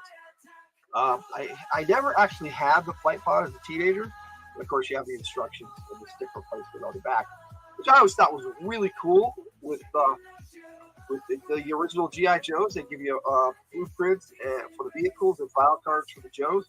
That's not something they do much anymore. But that's where we're at with it. But let me show you the blueprints. Now this, I couldn't get a clean shot. I should have scanned these. I should have thought about it beforehand. And next time I do a vehicle, I'm going to try to do that. Scan a vehicle a blueprint, so if I have them, and so I can show them on the screen a little bit better than this. But just to give you an idea, that's a cleaner looking picture than my shaky hands and the original blueprints. But so that's these. I'm gonna get them out of the way so I can start looking at figures. But see, the cool part is I've got all my stuff set up here. So let me do this again. This song actually is pretty loud, I guess. There we go. Background music, sir. So I have actually my second camera set up, and I'm going to just switch over here, turn on this light so we can see better. And I will give you a look at the Tele-Viper. Now he came with radio communication, the other camera. It was actually kind of used for all sorts of things. It had a microwave emitter, so he could probably burn somebody with it. Little backpack with the antenna, the VHF receiver right there. Now, I like the original design without sleeves. Now, the classified figure has sleeves, but I'm glad they did it that way on the classified. Now, I'll talk about that when I look at the classified. But let me back it up a little bit. The light may be too bright. You get a good look. But I do have 3 Tele-Vipers. No, my older ones, the ones I originally had. I just picked this one up not too long ago. But I also have the Python Tele-Viper from 1988. Maybe. No, that's better. Oh, okay. We'll try this again without that bright light. Okay. Now, I like the coloration on the Python Tele-Viper. It's pretty cool. Let me see if I can give you a better look at the Tele-Viper. Now, I'll get into the characters in a bit, but I want to look at the basic stuff first. Now, this is a drone that came with the original flight pod, which I'm going to call trouble bubbles from here on in because that's what everybody calls them. I thought this was a neat design for the original flight pod. Like I said, I didn't have any until I got to the modern line in the 25th anniversary. And I actually have a couple of these, but I couldn't locate my other one. I have probably about 15 bins of vehicles. So I got a couple of them back there, but you can't really see them. But here's the original flight pod. Yeah, let's see if I can get it on the middle of the screen. And the figure would sit there and grab onto the controls here. And then they have the jets in the back, and these fan blades would actually move back and forth. It was pretty cool. This was actually a very interesting design. It had missiles on the side, and the gun in the front. This would move back and forth. That was about all the movement you would get with it. And the missiles. So the modern one added some things. It added these hoses and whatnot to the sides. And, it kind of makes more sense because where's the ammo coming from? Or if it's lasers, where's the laser power coming from? Other than just in here. And that it actually moves back and forth a little. It's a little tighter, but my opinion better. Now, the jets still do the same, and these fan blades were a little bigger. I wish I had my other example because it's a lighter color, but this is what I got with a Elite Viper with the Rise of Cobra line, which that's a really cool trouble. I have one that came with a big old 5-pack that included Cobra Commander, and so that one actually came with Cobra Commander's personal flight pod in that set. Now, that's my vintage figures. So I'm actually going to compare this drone. I almost forgot. This right here, if you lower this a little bit and move the pipe pod up, this actually sits right in here. And the backpack hole connects like that. And this is actually how I display it without a figure in it. And there's a little peg that it goes right into. And it actually sits in there. And that's supposed to actually fly the flight pod without the Tele-Viper or anybody else in it. So the flight pod can actually fly itself as a giant drone, which I always thought was a really neat design for the original. And I never even realized that until years later, of course, as an adult. But when they brought out the classified, I'm going to show you, I'm going to look at some the box art and stuff before I really look at them. They made these smaller instead of bigger.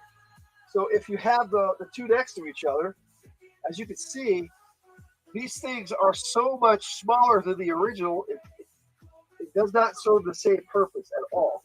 They just have them as mini drones. And yeah, that was the downside to this design. You had to really get it in there good for it to stay very well. But this is really old. This is from 1985. I'm pretty sure. Same year the Tele-Viper came out. Because the box art for it is the Tele-Viper. I can show you that. I have the box art right here. You take a look at for the Tele-Viper with a Tele-Viper right next to it. They were sold separately originally, but that's how it rolls. That's how it was back then. So originally they had the flight pod, but the picture, this is a cleaner, nicer image, and it has the little. This is for the actual classified, and you can tell because that drone is so much smaller. And this is a newer pick of the Tele-Viper, which I really like, but it's basically a better version of the original card art, which I actually will have on the video at the end for all Joe Takes 48. Now, let's take a look at. I'm going to switch cameras here so I can show these up close. And they came with these really cool foot lockers for a while. And I'll give you a better look here. This is the classified box art for the Tele-Viper with flight pod. Tele-Viper and Cobra flight pod. It actually says Trouble Bubble on the box, which is nice. Then it has him on the side, which I actually should have scanned these. I don't know why I didn't think of it, but we didn't have a scanner for a while. We just got one recently again that I had access to, and so my wife has one now, so that's cool. And on this side it has the number 79, which is the number of the classified series that this Tele-Viper and flight pod is. And like I said, it came with this really cool. It came a lot of. I don't know why they stopped making these, because when they did the windowless box art, they had added this nice feature of these foot lockers, which you can store all the accessories in. Now this is a bigger box than normal for all the Tele-Viper accessories. It has these little dividers and stuff, so you can put all the little accessories in there. And I'm going to do that as I look at these. Since we're already on this Tele-Viper, I do have the Python version too, and we'll take a look at both. Now it came with an African American head, a pilot head, or you could say this was a Battle Android Trooper version of the Tele-Viper with this helmet, which is what I like to say, but it also could just be a flight helmet for in the flight pod. Here's the classified Tele-Viper. I actually acquired this one after the Python Tele-Viper because this one I had to get through Hasbro Pulse, and the other one I actually bought in the Target store quite a bit before. So that's where we're at with it. So I'm going to put these heads back in the box in this little section. I'm also going to put this little drone away. You know, I don't know why they did this because it defeated the purpose. So I'll show you on the flight pod. I'm going to actually show this off on the camera a little bit better in a bit. But this cannot go in here and pilot this thing. They had no way of clipping it in here, which I don't know if they realized that was one of the purposes of this. But because they just made this dinky little drone that flies around. But yeah. Tele-Viper does have the. I'm going to show it on the other camera, but I just wanted to show off this box and the foot locker. I like the foot locker idea. And here is the interior box with the box art in black and white, and I like these a lot, so I definitely wanted to show these off. Whenever I have them and I can show them to you, I'm going to, because they're pretty cool. Also got behind Python Tele-Viper, and we'll just we'll just keep it rolling. This is the Python Tele-Viper version. And it's a little bit different art, but in black and white, you can't really tell, but it's the Python Tele-Viper. And here's the Python Tele-Viper box art. I'm looking at the back. He's number 98 in the series. Really cool box art. And I'm going to put them side by side so you can see the difference in the artwork. And it's definitely a different picture, which is really cool. I like that. So it comes in these really nice boxes, same size. And then of course you have that on the side. And the artwork, the picture on the front is actually not too bad. I do like the ziggurat in the background for the Python Tele-Viper. And for the regular version, they have just mountains and scenery, which is really cool too. And a bunch of other trouble bubbles in the background. So there's the box art. And the foot lockers. I do have Python Tele-Viper foot locker. And as I show you the accessories, I'm going to put them away. And it's the same design and everything. So it has the dividers and everything in there. So I'm going to put those up so you can see that. All right, let's see what we got going on. We have a comment. Hey, Kenneth Bird, how you doing? It is good to see you. I meant to say hi to Cool Gamer. Said hi to him in the chat. But if you're sticking around, if you're still around, buddy, hi. Well, nice to see you, Kenneth.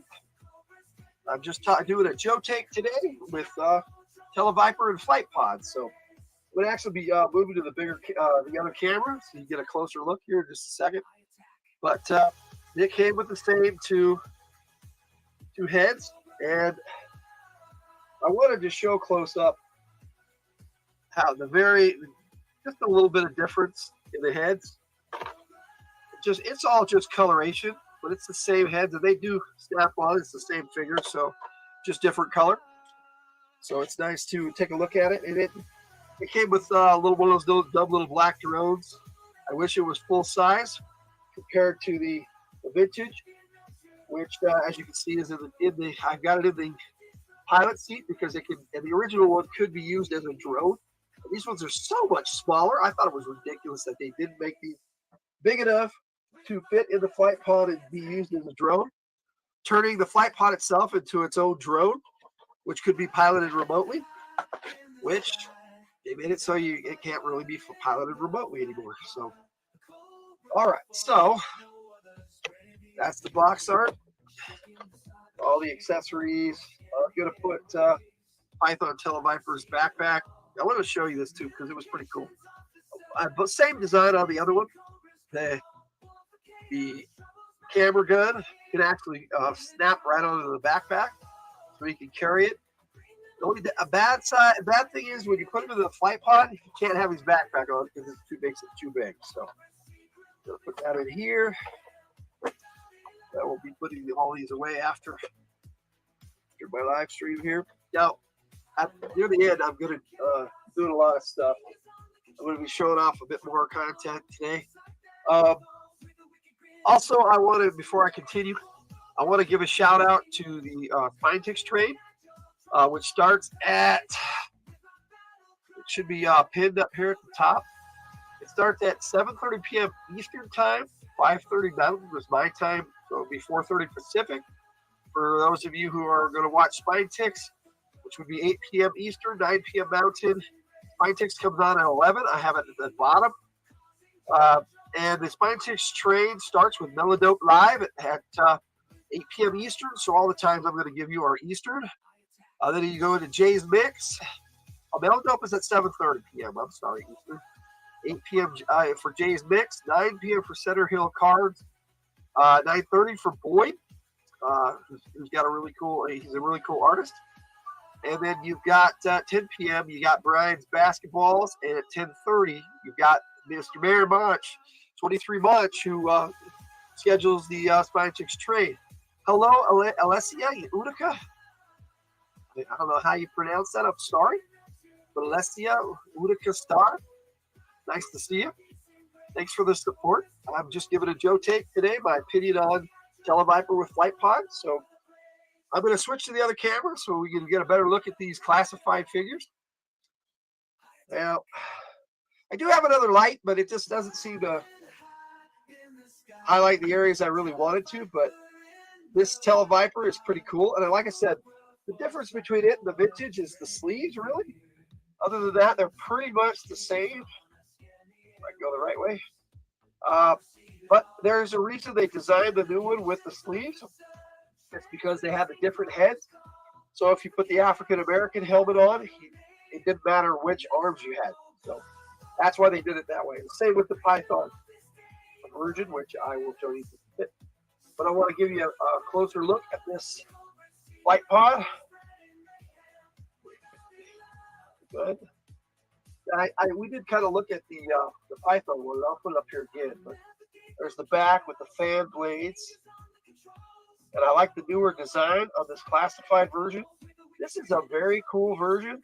I do like the fact that this goes down a little further, so you can have a lot more space to put the figure in. I'm getting used to this camera angle. So what's cool is it has these seat belts, this strap. So once you put the figure in, you can actually snap it together. It's not easy to snap this together, especially with my big old fingers. But once you snap it together, the figure's in there pretty tight. And he won't come out no matter how much you move it around and play with it. And then, of course, that goes down when the pilot is in place. Now, I'm going to show you the Python version of it. There is not much different in the figure other than the colors. And I'll give you a little look. I like the African-American one for the Python and the Caucasian one for the normal version, because that's more classic and that's the classic one. But this one looks really cool.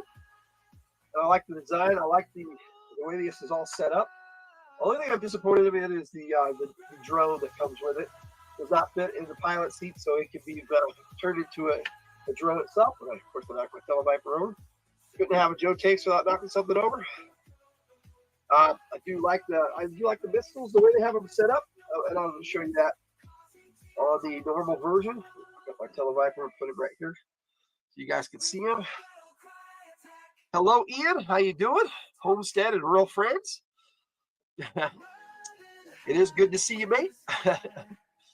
How you doing?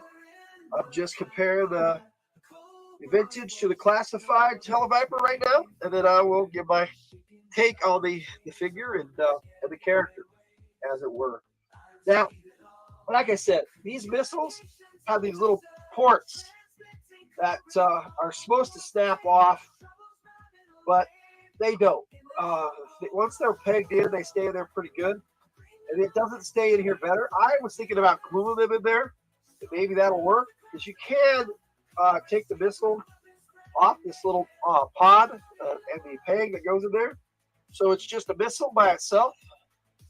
And it's very similar to the original design of the original flight pod, as you can see. So we've got a bigger one and a smaller one. What's Ian got to say here? All right. We got Jess Laws in the house, too. Good to see you, mate. Yeah, loving your explanation of these. Cool. Thanks. I'm glad. I love sharing my collection with everybody. Yes, I'm playing with my toys online, Jess. How you doing today? You didn't get enough sleep, did you? You know what? I think I did. I think I'm good. But I might take a nap before spine ticks, that's for sure. And then that just pegs right back in there.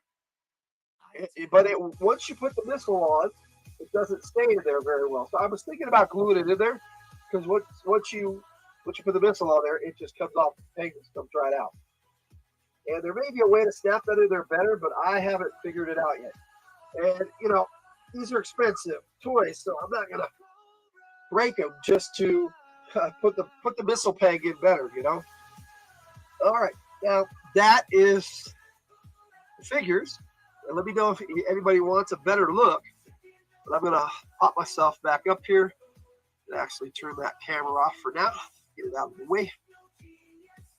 So that is the vintage figure compared to the classified figure and the box art, the card art.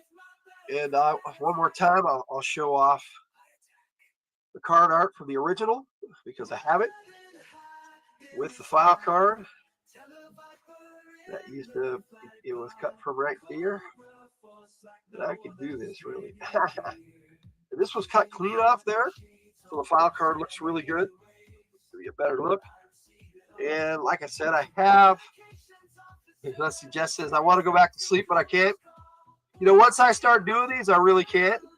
Let's see. Ian says I have to catch Spinetix tomorrow in my time zone. That's cool. I don't blame you. Spinetix is on pretty late here in the U.S. too. But I'm a night owl myself, so it's all good. But here's the close-up version. Now I'll show you the difference. I'm going to take it off the screen there. This is from the 1986 release of the Tele-Viper. And originally it had this kind of a peach tan color background, and then they swapped it up for the gray, which I don't know which one I like better, but as you can see, the picture is the same, the text is the same, everything's the same except for the background. So this is the version I have, is from the 86, but I actually do have 85 versions because I have 3 Tele-Vipers and a Python Tele-Viper. So I actually technically have 4 Tele-Vipers in the vintage and 2 in the classified. I have one of the regular release and then the Python release, Python Patrol release. Then again, I have the blueprints, which come with the flight pod, how to put it together and everything. And I thought this was really nice. And then of course you have the blueprints again. And I do have a pic of it, but I couldn't really find a clean pic. I was going to scan it and forgot to. But I'm so good at this. But I'm just a dude who shares stories on YouTube. So I'm not a professional video photographer or anything, but I'm getting better, and I'm trying to do things for you. Now, Tele-Viper as a character, he's a troop builder. So that's where we're at with that. It could be anybody. You can have Tele-Viper be your neighbor. He could be people you don't know from different countries. He could be,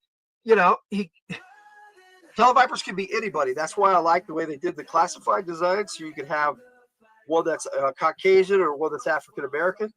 If they had included a Latino head or an Asian head, that would have been perfect.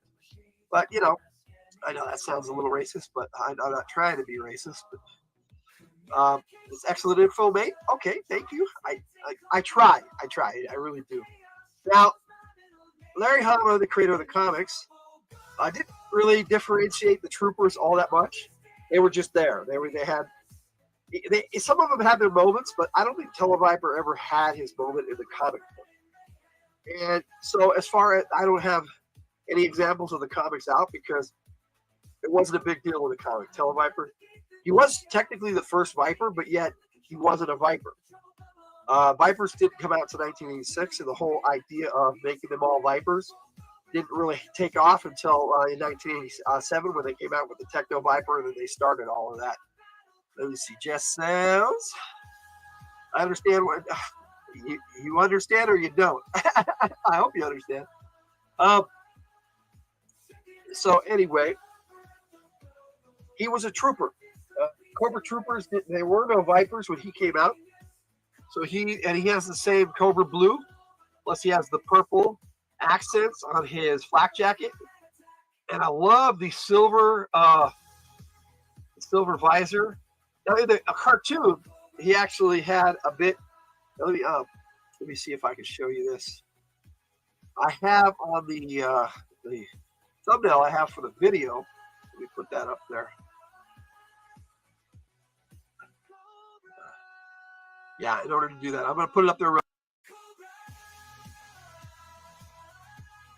Now, right in the middle of that is the Tele-Viper from one of the animated episodes, and words when they would speak would go across the screen. It was pretty. It would see where it says intruder there. Now, I should have had both pick and backdrop up. Let's see. I know you aren't being racist. Okay, fine. I don't really have a racist bone in my body. I don't understand the inclination. Although I did have a family that, well, not my siblings or anything, but I grew up in a home that was normal. Okay, and it wasn't that they were hateful or anything. It's the way they were brought up. Let's see. Ian says, I'm following what you're saying, mate, and maybe Jess needs to watch the other Cobra video you did. That was good too. Thank you. This is Joe Takes 48, so I've done a bunch of these, but it's your standard Tele-Viper. He's communications. He does anything. Back then, he was the one who did computers. They never really brought out a computer specialist for Cobra that I'm aware of. I'm sure they had them, but basically the Tele-Vipers filled that role as well as communications. And so that was the counter to G.I. Joe's Mainframe, who came out in 1986, the year after when they started the Vipers. But I see Tele-Viper as a trooper, and he worked with the troopers or the Vipers the same, but he filled the same role, whether they were using troopers or whether they were using Vipers. And like I said, in the comic book, Larry Hama just saw them all as troopers, all Vipers. Whatever, it was all the same thing to him. I kind of have a little differential where the troopers are kind of like the elite and the Vipers are like the standard infantry for Cobra. They're like a badge of honor. Oh, I'm a trooper. I could be a trooper or a Viper. And I have differentiated what the trooper is and what he is as a Viper. And I've got into all that. Because I have a headcanon and I've written some G.I. Joe stories. And I'm just super into G.I. Joe. As he Jess says, I don't normally watch these because I'm not that interested in G.I. Joe. That's okay, Jess. I mean, not everybody is. I mean, Tiger's 7 feet away from me, snoozing away. So sometimes she joins me in the chat, but not often. This is not really her thing, and I get it. You know, she does Pokemon and Lego. That's not really my thing. I get it. There is a lot of things that we do like together, like gaming and doing our Fridays live stream. We both love that. We both love making music. We both love music. So you find the things that you both like. I just like hanging out with Logan and Tiger. I guess she's napping. Yeah, she's napping. I tried to get her to wake up and join in the chat, but she's not having it this morning. But I'm glad you like hanging out with us. Now, the Sunbow cartoon was a little different for Tele-Viper because he was actually regularly featured, especially in the first season. Not so often with the flight pod in the first season. However, in the G.I. Joe movie, my music is excellent. Well, thank you. I use an AI program called Sudo.com. And this song right here is called, I named the Trouble Bubble.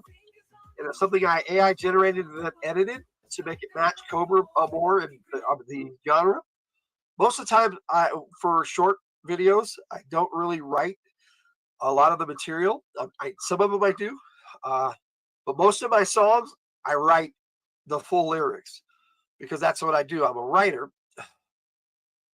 And that's just how I roll. But like I said, the most prominent appearance of the Tele-Viper was in G.I. Joe the movie in the beginning, opening sequence right after the intro, which is the greatest intro ever made for G.I. Joe. And, you know, I don't mind G.I. Joe the movie. I know a lot of people hate on it, but whatever. But at the beginning, they had the Tele-Viper flying and I should just do the example here and just have the flight pod in my hand and I had the flight pod with the Tele-Viper in it. He was flying up and it showed him close up. And they had this really cool sound effect for the jet engines on it. It was really well done. And it was probably the best they ever showed with it. And then, of course, there was a scene where one of the Tele-Vipers got decked in the face by, I'm pretty sure it was Sergeant Slaughter, but it might have been one of the Renegades. It's been a while since I watched that movie. Again, not one of my favorites. I usually watch the series about once every year. I haven't got around to it this year yet. I've been doing so much other things. But as far as the character itself and where he falls in the Cobra hierarchy, he's one step above a Viper. And the reason for that is he's a specialist. And Vipers are just your generic infantry. Now, a lot of Vipers carry communication equipment, but they are not a specialized communications officer. They don't have the know-how to hook up and connect all that stuff. They use the equipment. That's all they do. Basic Vipers anyway, and troopers. Now, the Tele-Viper, totally different story. They use the equipment. They hook it up. They program it. They do all that stuff. And they're the tech guys for Cobra. Now the Tele-Vipers came out and kind of filled a larger role because they do all of that as well. Plus the mechanical aspect. Tele-Vipers actually fix everything too. So I think that a Tele-Viper, the progression goes right up to a Tele-Viper, which in my head canon, that's where it falls. Tele-Viper, then Tele-Viper. And that's Cobra's advanced, just like in the regular U.S. military or any other military. And that's just the normal part of life. If you don't give them progression, they're not going to want to continue in your army, or pay grade a bump, where they get increases in pay. You can't run an army and not offer advancement. Otherwise, there's no incentive. And Cobra is all about incentive. So they gave them the illusion that they could rise in rank. So you go from a Tele-Viper to a Tele-Viper, and the Tele-Viper just had to know more and more training. And that's the same with their Cobra Navy, where you start with the underwater trooper, then you've got the eel, then you have the lampreys, and it's just a progression. And it's just a normal part of a military. So I think Cobra was a lot more well structured than the military aspect of it, than their hierarchy. Their hierarchy is kind of all over the place, their leadership. But the troopers were pretty well structured and organized. And Cobra Commander had a vision of how to do that. Now, Serpentor, when he came in, he just took what Cobra Commander had and used it. So he didn't even have to do anything because Cobra Commander was smart. That's why he left him in charge of all that. In the cartoon, at least. In the comic, it was a totally different story. But Tele-Vipers, Tele-Viper sounds fun. Yes, and you know what? I for Cobra Convergence 6, I had a video I made for that, which is I consider that Joe Takes Zero. I did look at some of my old vintage Tele-Vipers, but I do have the Tele-Vipers for classified now. And at some point, I will be doing a Tele-Viper troop builder, but the next Cobras I'm going to be taking a look at are going to be in July as part of Cobra Convergence 8, which I am on the schedule for that.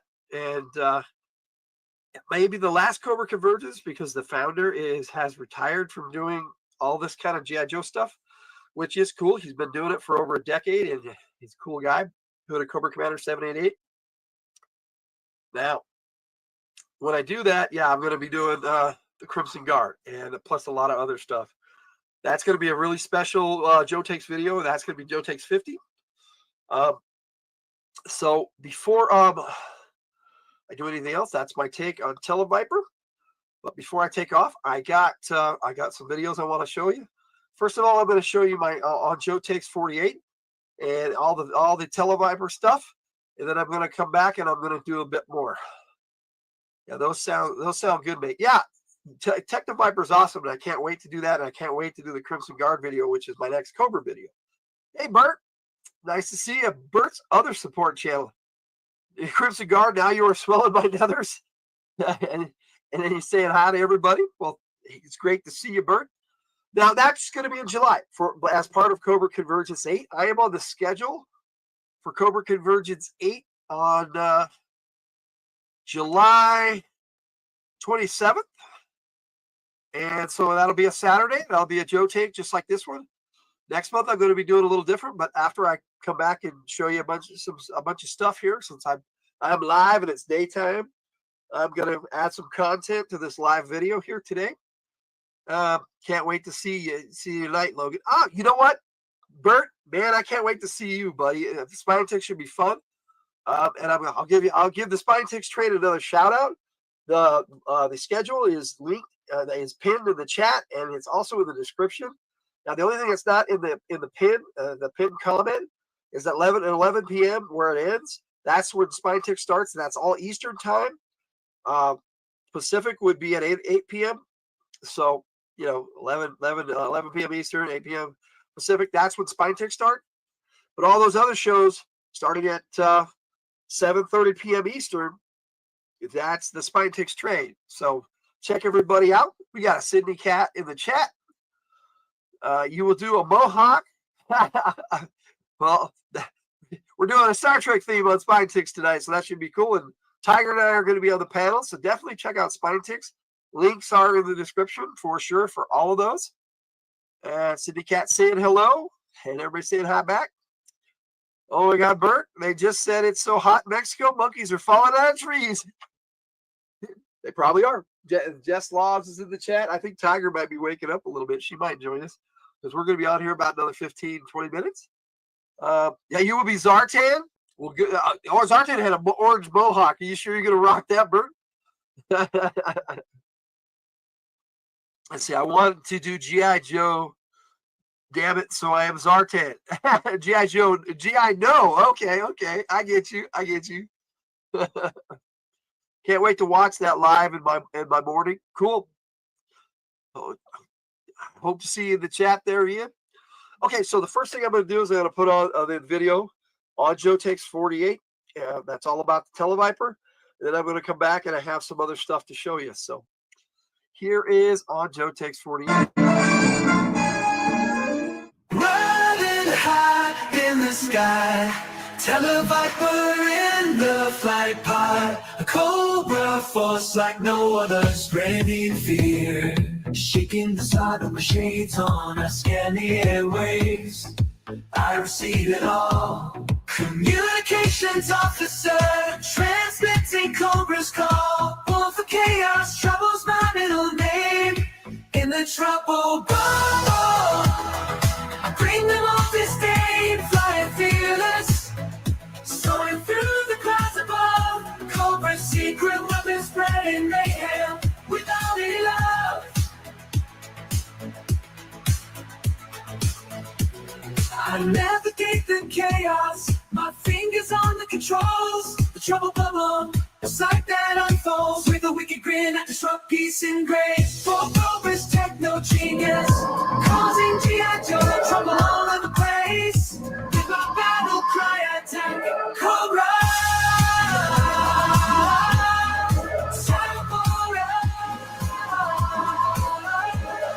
Second nature, disrupt peace and grace. Cobra's techno genius, causing G.I. Joe trouble all over the place. With my battle cry attack, I attack. Cobra.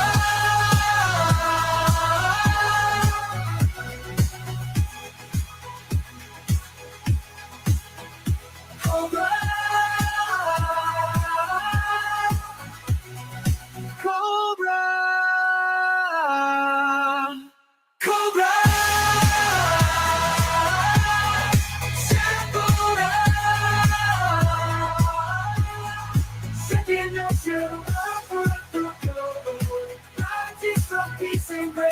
Cobra's techno genius, causing G.I. Joe trouble all over the place. With my battle cry attack, I attack. He's the hissing pilot while we so sleek, with a devil-like charm and a voice so unique. In his mad legit, he takes to that legit. He takes to the sky, shooting down enemies without a reason why.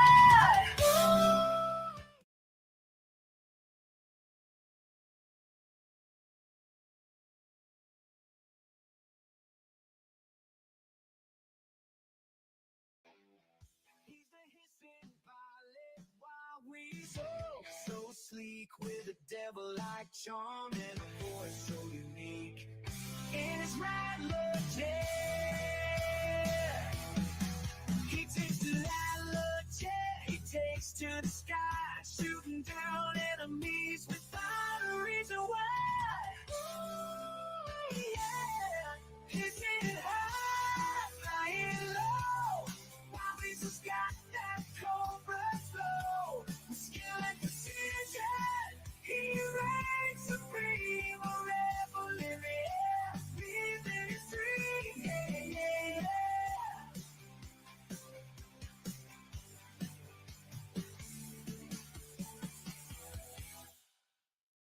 That's because I'm muted. Isn't that lovely? So, Yes. Thank you, Jess. Wasn't the music? I was muted. No, I haven't. I've seen all of Fallout. That's all I was saying. But I haven't played the game. That's all I was really saying. Check it out. Check that out tonight. It's worth a watch if you're into that kind of stuff, Ian. But it's definitely violent and brutal. So be prepared. It has some really, really vivid content. Yeah. Thank you, Cindy Cat. I think I fixed it because I was muted. Well, why are you not yelling, Logan? Well, it's only music. Yeah. I think blink twice if you need help. No, I don't need help. I'm good. So you guys can hear me now, right? I think I was just muted.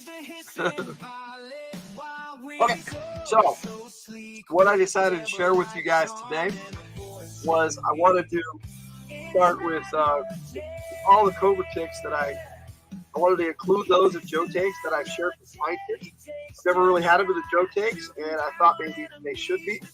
But in order to catch you up, I show the first Joe Takes, so I'm going to have Joe Takes 1, Joe Takes bloopers for Joe Takes 2 bloopers, and then Joe Takes 2, the cleaned up version. And then I have Cobra Takes 1. So I was going to show all 4 of those videos. They're not very long. Not like some of the newer ones I've done. Yep. Thanks, guys. You are a survival instructor, ex-combat medic, and airborne, so not much phases you. Okay, good. I was 4F, so I couldn't serve, but a lot of my family around me served. My uncle was in the Navy. My wife's uncle was definitely an Army medic, just like you, but for U.S., and he served in Vietnam, and he passed away 3 years back. Yeah, but he was a great guy, and we miss him a lot. He was basically my uncle, too. Let's see. Ian is going back. He's going to be okay with the content of Fallout. Okay, cool. And you'll love it because it's a badass show. And like I said, it's made me think about playing the video game because I've seen other people play it a little bit. It looks really cool. All right, so the first one I have for you, I'll have to click off this hiss and ha music, is Joe Takes 1. And we didn't really know what we're doing with it. I just wanted to send something to Spine Ticks. So this was the first thing I ever sent to Spine Ticks was Joe Takes 1. The line is Joe Ticks. That's right, Joe Ticks. Go. Joe Ticks. Funny. I got better at doing voices. Joe, I was doing Ticks. Oh, here we go again. Lollygagging and picture taking. Just say the line already. Oh, Joe Ticks. Joe Ticks. I know you're there. Go ahead and say your line. Joe Ticks already. Joe Ticks. Yo, Joe Ticks. Go. That's Joe Ticks. Joe Takes on From the Hilt. Logan out.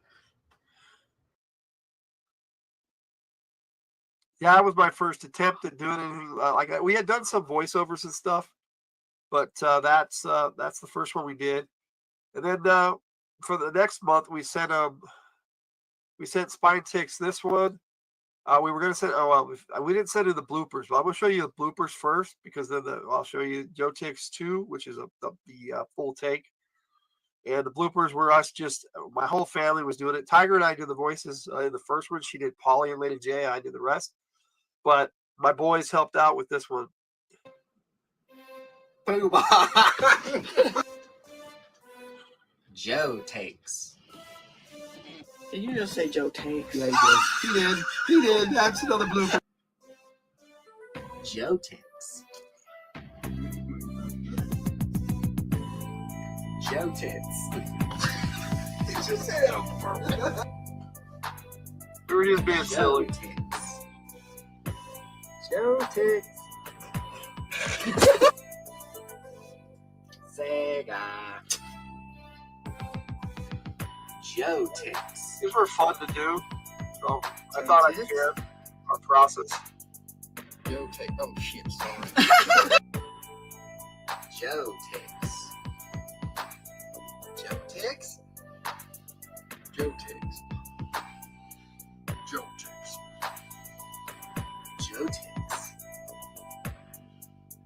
Joe ticks.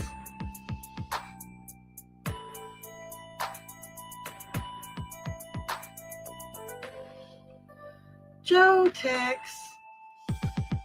I can't remember this dude's name. Oh, you forgot my name? That's rough.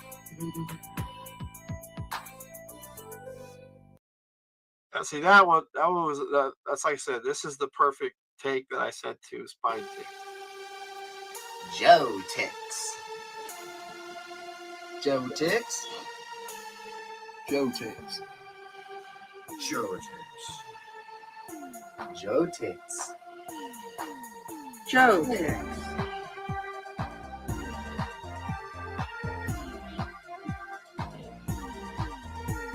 Joe ticks.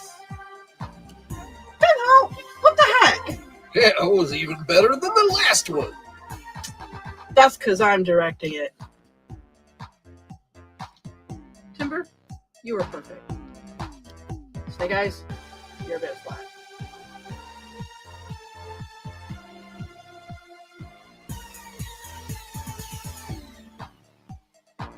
Sound So that- are for Joe ticks on From the Hill. And Joe ticks on Spine Ticks. That was the second one we sent in, and yeah, it was better, and we actually got, everybody said all the lines are really good on that one. So naturally, the whole idea of that in G.I. Joe's head was to mess with Cobra Commander to get him to try and counter what they were doing. So this was Cobra Ticks 1. Now, in the next Joe Takes, I'm going to play Joe Ticks 3. And then for the Crimson Guard video, I'll play Cobra Ticks 3. So I'll be in sequence. But I wanted to catch up, but I didn't think about doing it last month in my clutch video. So here is Cobra Ticks #1. Oh, what is going on, Destro, with this Spine Ticks stuff? Joe's saying Joe Ticks? It's quite simple, Commander. We just have all the troops Yeah, saying Cobra Ticks instead of Joe Ticks. Cobra Ticks? I like it. Everyone will say Cobra Ticks. Meredith, make them do it. You heard the commander. You all say Cobra ticks. I think Tiger does a really good Meredith voice.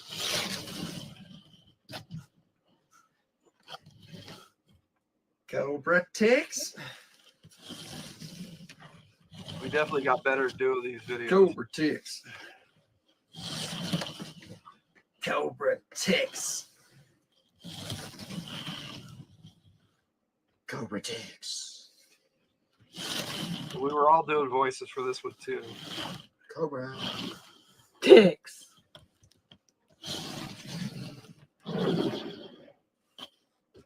Yeah, Tiger just threw out that in just for fun. Cobra Ticks. You know the line. Cobra Ticks. Cobra Ticks. There's only one thing left to say now. Dreadnought Ticks. You numbskull! It's Cobra Ticks! Cobra Commander, the Great Snake rules forever. At least someone has some loyalty. And that's kind of where we ended that one. So like I said, next month I will play the next Joe Ticks. And then in the Crimson Guard video, I'll play Joe Cobra Ticks too. So I'll be in sequence after that. So I wanted to catch them up so I could add them to my Joe Takes. Thought I'd have fun doing that with you guys today. Everybody saying hi. Thank you, Ian. I appreciate that. Those were our rough drafts, really. Joe Takes 4 and Cobra Take Joe Ticks 4 and Cobra Ticks 3 are really good. And the newest one we did, Cobra Ticks 5, Double Down with Dusty. That's my favorite one yet. And we just keep having fun with it and doing better and better. All right, I have one more thing for you today, and we need a changing of the guard here because next month I just wanted to tell you what was going on next month for G.I. Joe. So we're going to put that up there, and I'm going to show you. Let me get my screen off the screen here. So I'm going to show you the pick, and then I'm going to play Heroes of the Battlefield for you. And I'm going to sign off by showing you what's coming up next month. Let's see. We got Matrix keeps glitching. Are you an AI version of Logan? No, I'm not. I think StreamYards is doing some funny things today because I had a lot of stuff lined up. And usually when I do that, sometimes it doesn't work as well.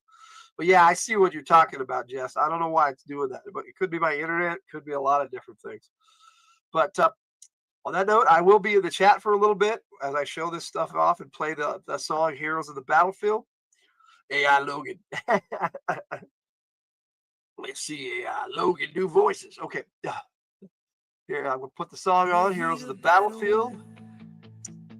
And then I'm going to show you who's coming up next month, and I'll be in the chat until the song's over, and then we'll get out. Dedication, a mission, united to protect and defend, fighting for justice until the very end.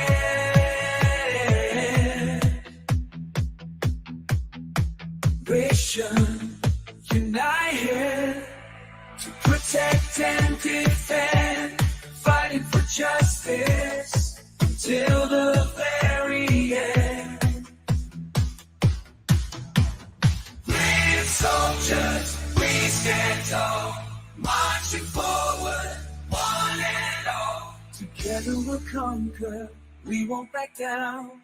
Nothing can stop us, we wear the crown.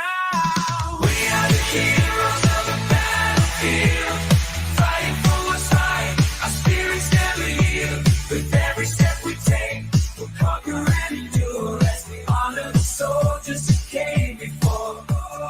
Got to get tough, y'all, Joe.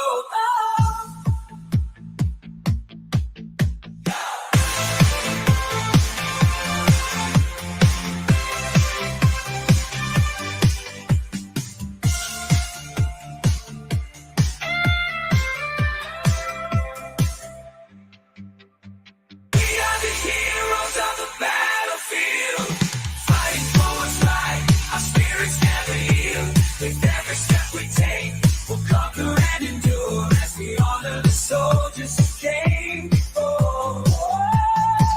To get tough, y'all, Joe.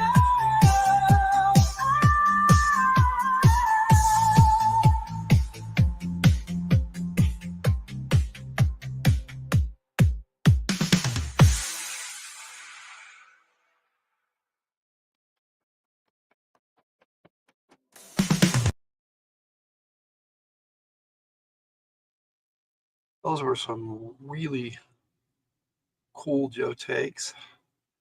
And I'm glad I got to put them all in one video. I love doing Joe Takes Classics for that reason. Started out for a different reason. 5 hours tonight. Now, I don't know how long I'll be on here right now, but I'm back live, so no longer video. Thanks, everyone, for joining me. I appreciate it tonight. Having some fun. I really, I forgot how really good those three Joe takes were, and to have them in one video, that's awesome. The Outback, Clutch, and Tele-Viper together.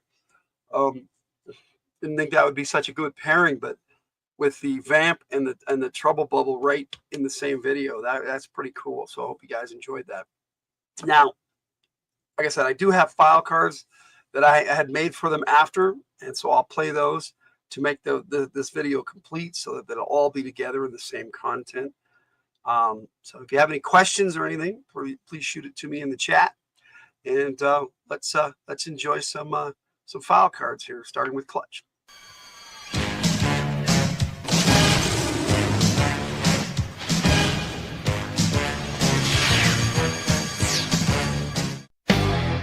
Yo, Joe.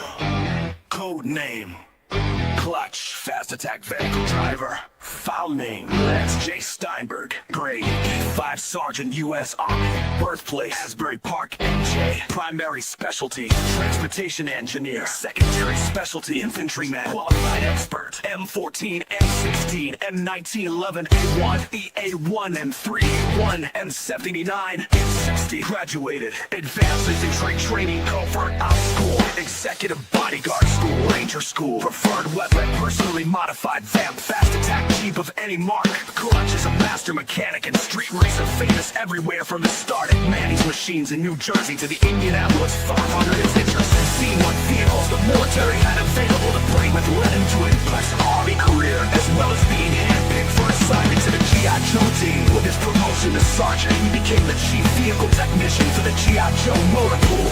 Famous for driving and tricking out vans with multi-purpose attack vehicles, he is adept with all Jeeps, quads, APCs, and any other four-wheel vehicles he can get his hands on. Even retooled captured Cobra vehicles just to see how they tick and how he can improve them.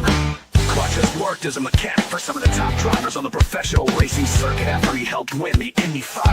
Hawk recruited him as chief vehicle technician in charge of the G.I. Joe motor pool. Clutch accepted Hawk's offer because he knew it was both an honor and a challenge. He greases his hair with motor oil, rarely shaves and chews on the same toothpaste for months. Clutch still calls women chicks from General Hawk's file. Having worked in a close-knit pit crew during his racing days, Clutch knew the importance of teamwork and how to operate like a well-oiled machine. He's a crack shot with M16s, M60s, and the APC's huge missile cannon. Clutch can drive any ground vehicle so that you get where you're going fast and in one piece or with as much engine roar as possible. The street racer really becomes apparent when covert forces are closing in on all sides. That's when Clutch slams down the loud pedal and suddenly the enemy's eating dust 10 miles back, wondering what happened. Submitted by Lady J. Say something positive about Clutch, okay? He's the best driver I've ever seen. Why just outrun Cobra when I can drive circles around them or simply run over them? Aside from knowing how to operate all the high-tech devices on these vehicles, it takes a real driver to be able to reel into the hot spots and out again, while the enemy is still trying to shift into second gear.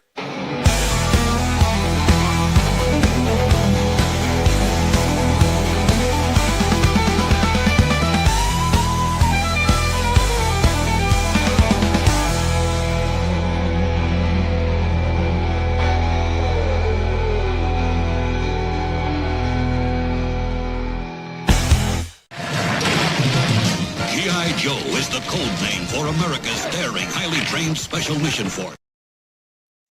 We don't need to see the YouTube bits. I thought that one turned out really good. Some of the file cards that I do as almost like music videos, some turn out really good. Others, okay. I try to make them as good as I can. That one turned out really good. Let's find out together how well Outback's video turned out.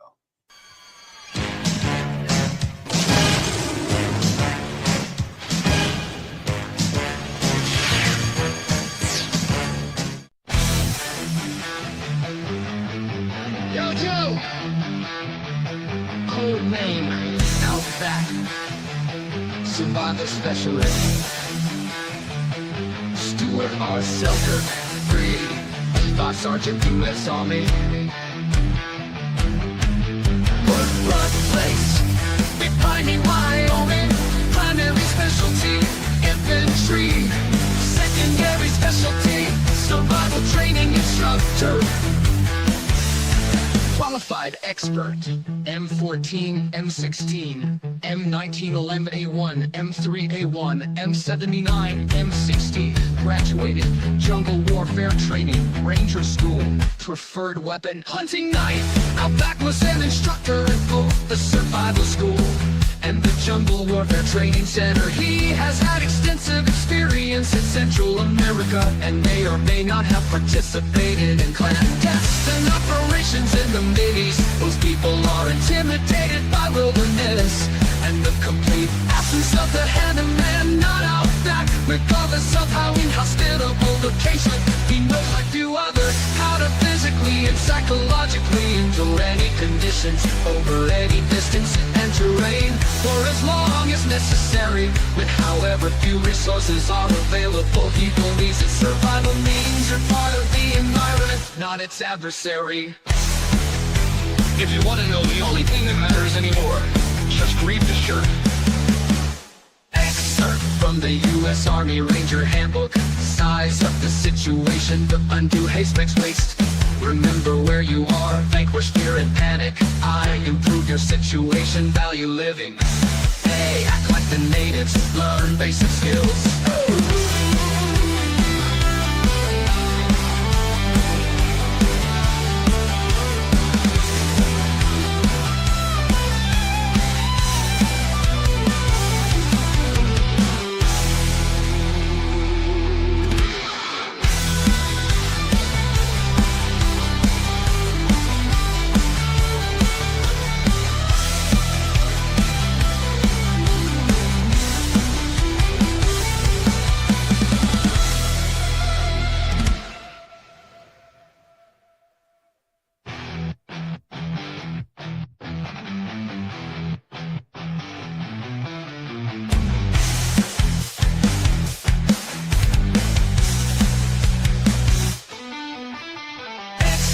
From the U.S. Army Ranger Handbook.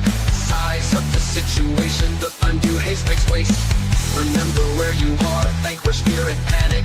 I improve your situation over any distance. So you have enough, and the willingness, and the willingness with tenderness. Oh, you will have enough, and the willingness, and you're ready for the race. And backwards and nothing, don't want to do enough, you're gonna do enough. Yo Joe. Codename. G.I. Joe is the code name for America's daring, highly trained Special Mission Force. Its purpose, to defend human freedom against... That one, I wasn't bad. I mean, you know, I think the clutch one was better, but maybe I'm a little biased. But that one was decent. Last but not least, here's Tele-Viper, and then we'll chat for a bit more. Crashing through the sky comes a fearful cry. Cobra!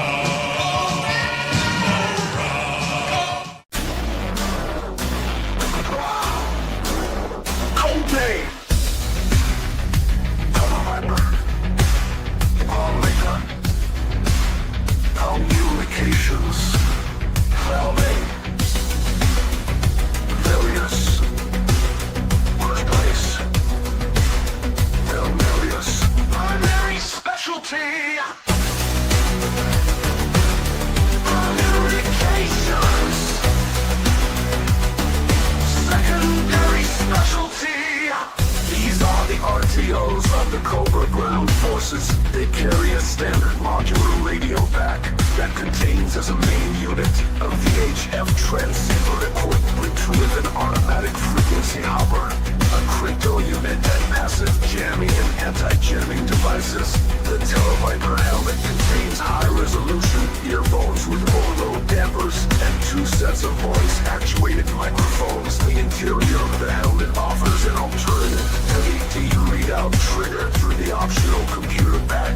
Optional transmission modes include microwave beam and laser, both available as add-ons to the basic pack. The code name of the Tele-Viper.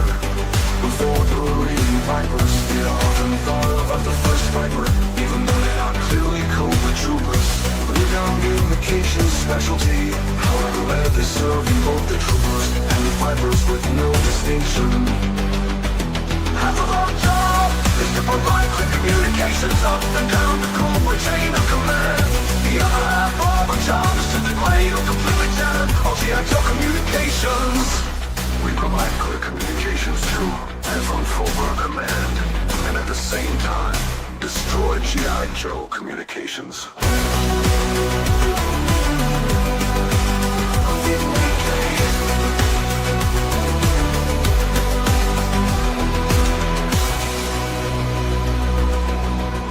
Whatever ran with you, Jay.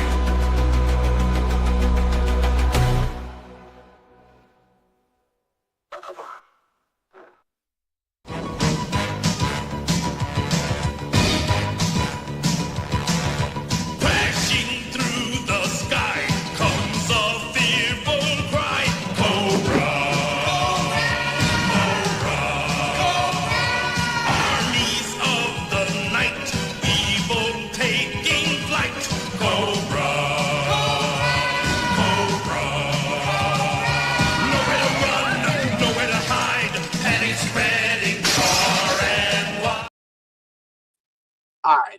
I love that music. So I was letting it play a bit. Also, I wanted to check out and see what's coming up next time on Joe Takes Classics, and we got 2 for you, but they're a little longer, so that's why I try to keep Joe Takes Classics between 2 and 3 hours. Next time is Snow Job, which I did a really cool one for a Snow Job too, but my Crimson Guard video is 50, and that'll be in the next Joe Takes Classics. And that one I wasn't able to do live, so we'll be able to see it together again. I didn't get to watch it while it was live, so it'll be cool to see people's reaction to it when it plays next time.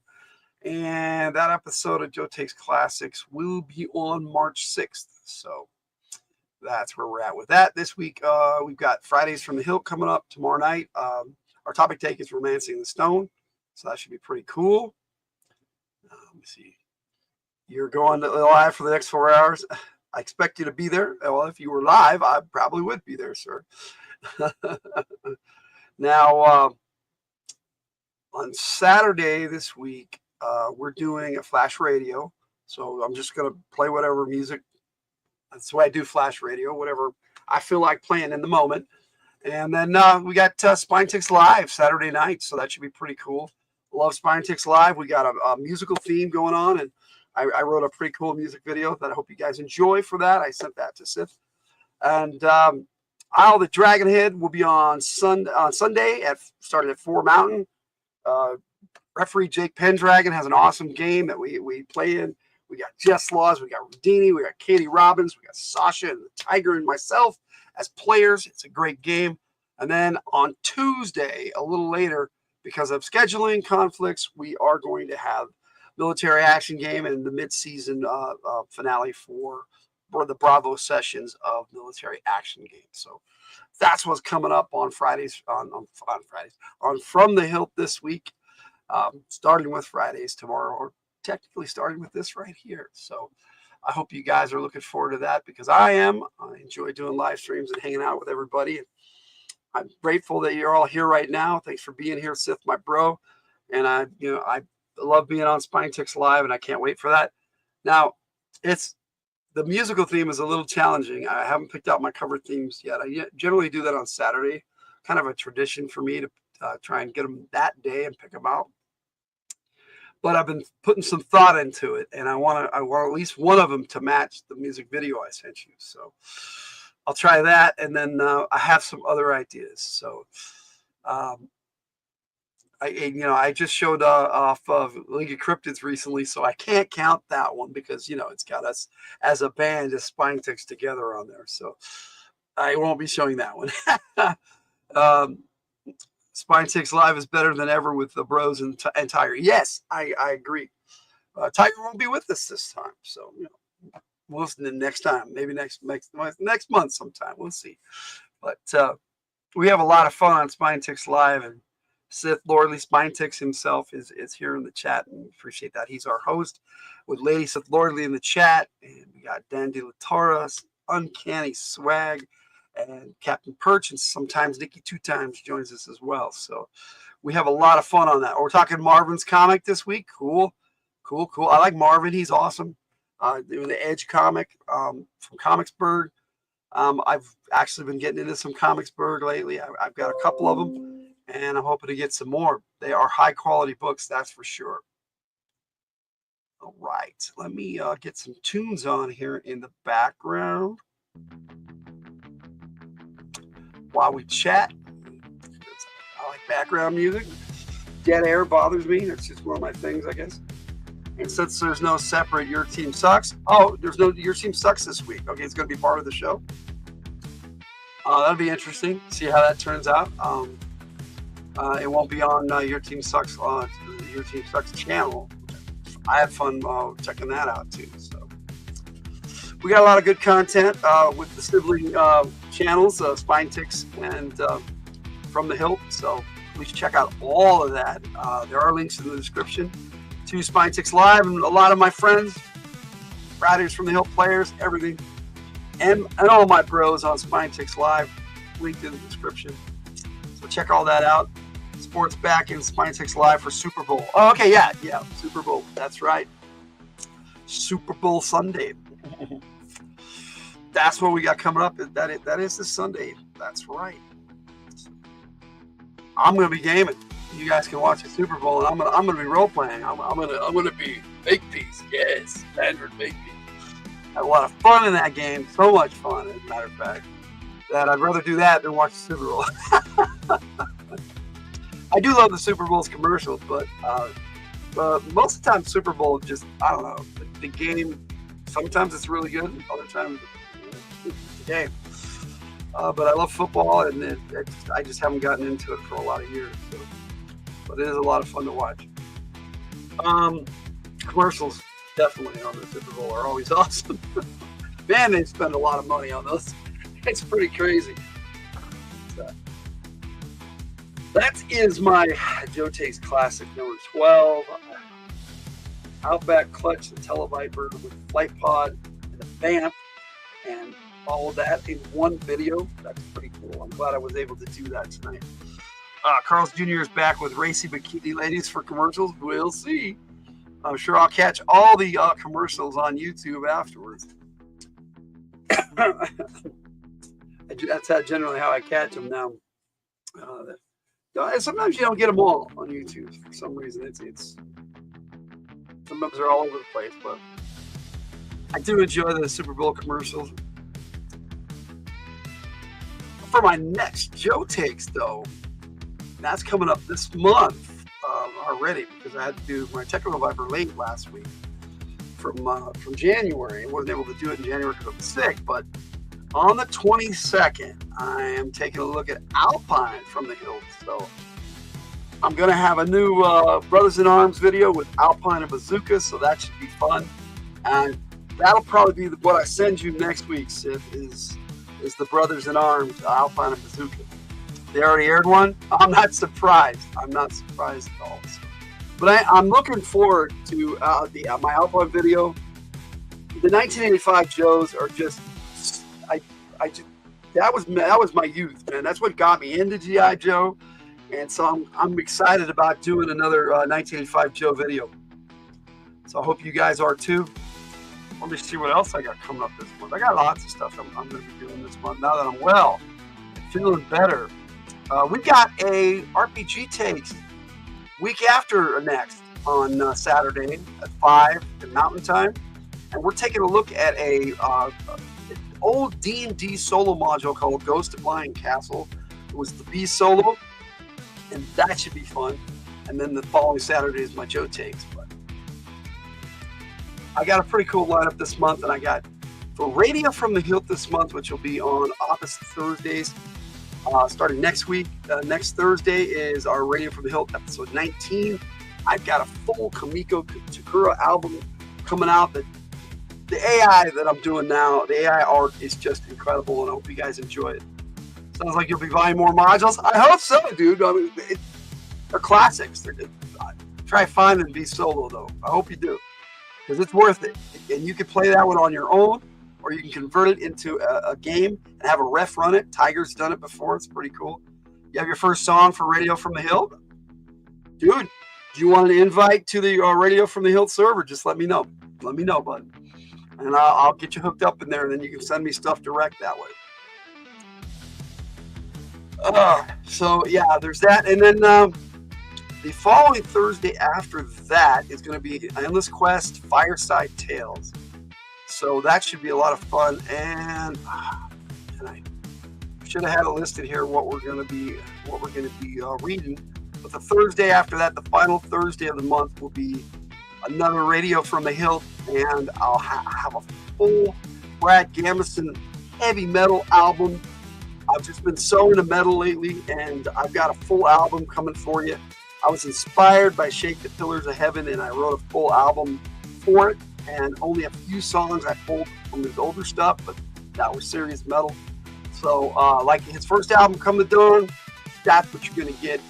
And then some with A Timeless Truth, which will be out at the end of the month. And some of the music videos are going to be coming out. One came out today called Everything, so please check that out. That's actually the last track on the album, so it should be pretty cool. And I'll be putting those albums together, probably both of them this weekend, because I'm that close to being done with both of them. So with all the images. I'm like I said, I'm really hyped and excited about these music videos and these 2 full albums I'm doing this month. Next month, I'm going to be working on a Mason Tyler Shaw album, and I'll probably get into that. And then I have something special for the second full album for next month, but I'll save that. But if you have a song for Radio from the Hilt, we always welcome the community contributions, my friend, and from our sibling channels from Spine Ticks. That would be awesome. We really appreciate that. That'd be a lot of fun. Is it about Jerry? That would be cool. Jerry's a superstar. Check out Spine Pets and Jerry. So that should be fun. Hopefully we'll have some of that. I don't know if we're going to have a Luna short for Spine Ticks this week. We'll try, but she's been really catty lately, and it's been hard to catch her on video. She's turning into gray and she avoids the camera. She used to be like right up in the camera going, "Ooh, film me." But man, things change, cats change, people change. No serious songs? That's okay. No, we're having a romance theme this month, so let's rock it. Got a full romance album with Kamiko Nakuro. So, well, not all the songs are romance, but you can't have a full album like that, but they're all kind of that base. So, like the 2 that came out today. Hope you check those out. Heartfelt Heroes and Love Me Like an Anime. So I hope you enjoyed those. But on that note, I'm not trying to stretch this out to 3 hours. I'm almost there. I got about 10 more minutes. But I think I'm good tonight, and I hope you guys are too. Hope you really enjoyed this episode of Joe Takes Classics like I did. The nostalgia factor for me watching these old videos and going, I can do that better, or I did that right. You know, it's kind of fun to watch them. And when I first did this, I was doing this to get copies of the original Joe Takes episodes because I lost them off my computer, a lot of them. So I was trying to get new copies in a place where I could, save them onto my computer. So that was the original purpose. But now I'm enjoying the show and I'm enjoying watching the old Joe Takes. So I hope you guys do too. So on that note, and with that all being said, I guess I'm going to have to say, Logan out. Now, I don't have anything to end the video with, so I'm just going to end it here just like that. And I hope you guys enjoyed, and thank you all so much for joining me in the chat. If you joined and watched the replay, thank you. Thank you on Logan, the G.I. Joe Gamer channel, and From the Hilt. We appreciate you. And come on back tomorrow night for Fridays from the Hilt. Good night, everybody. We'll see you next time.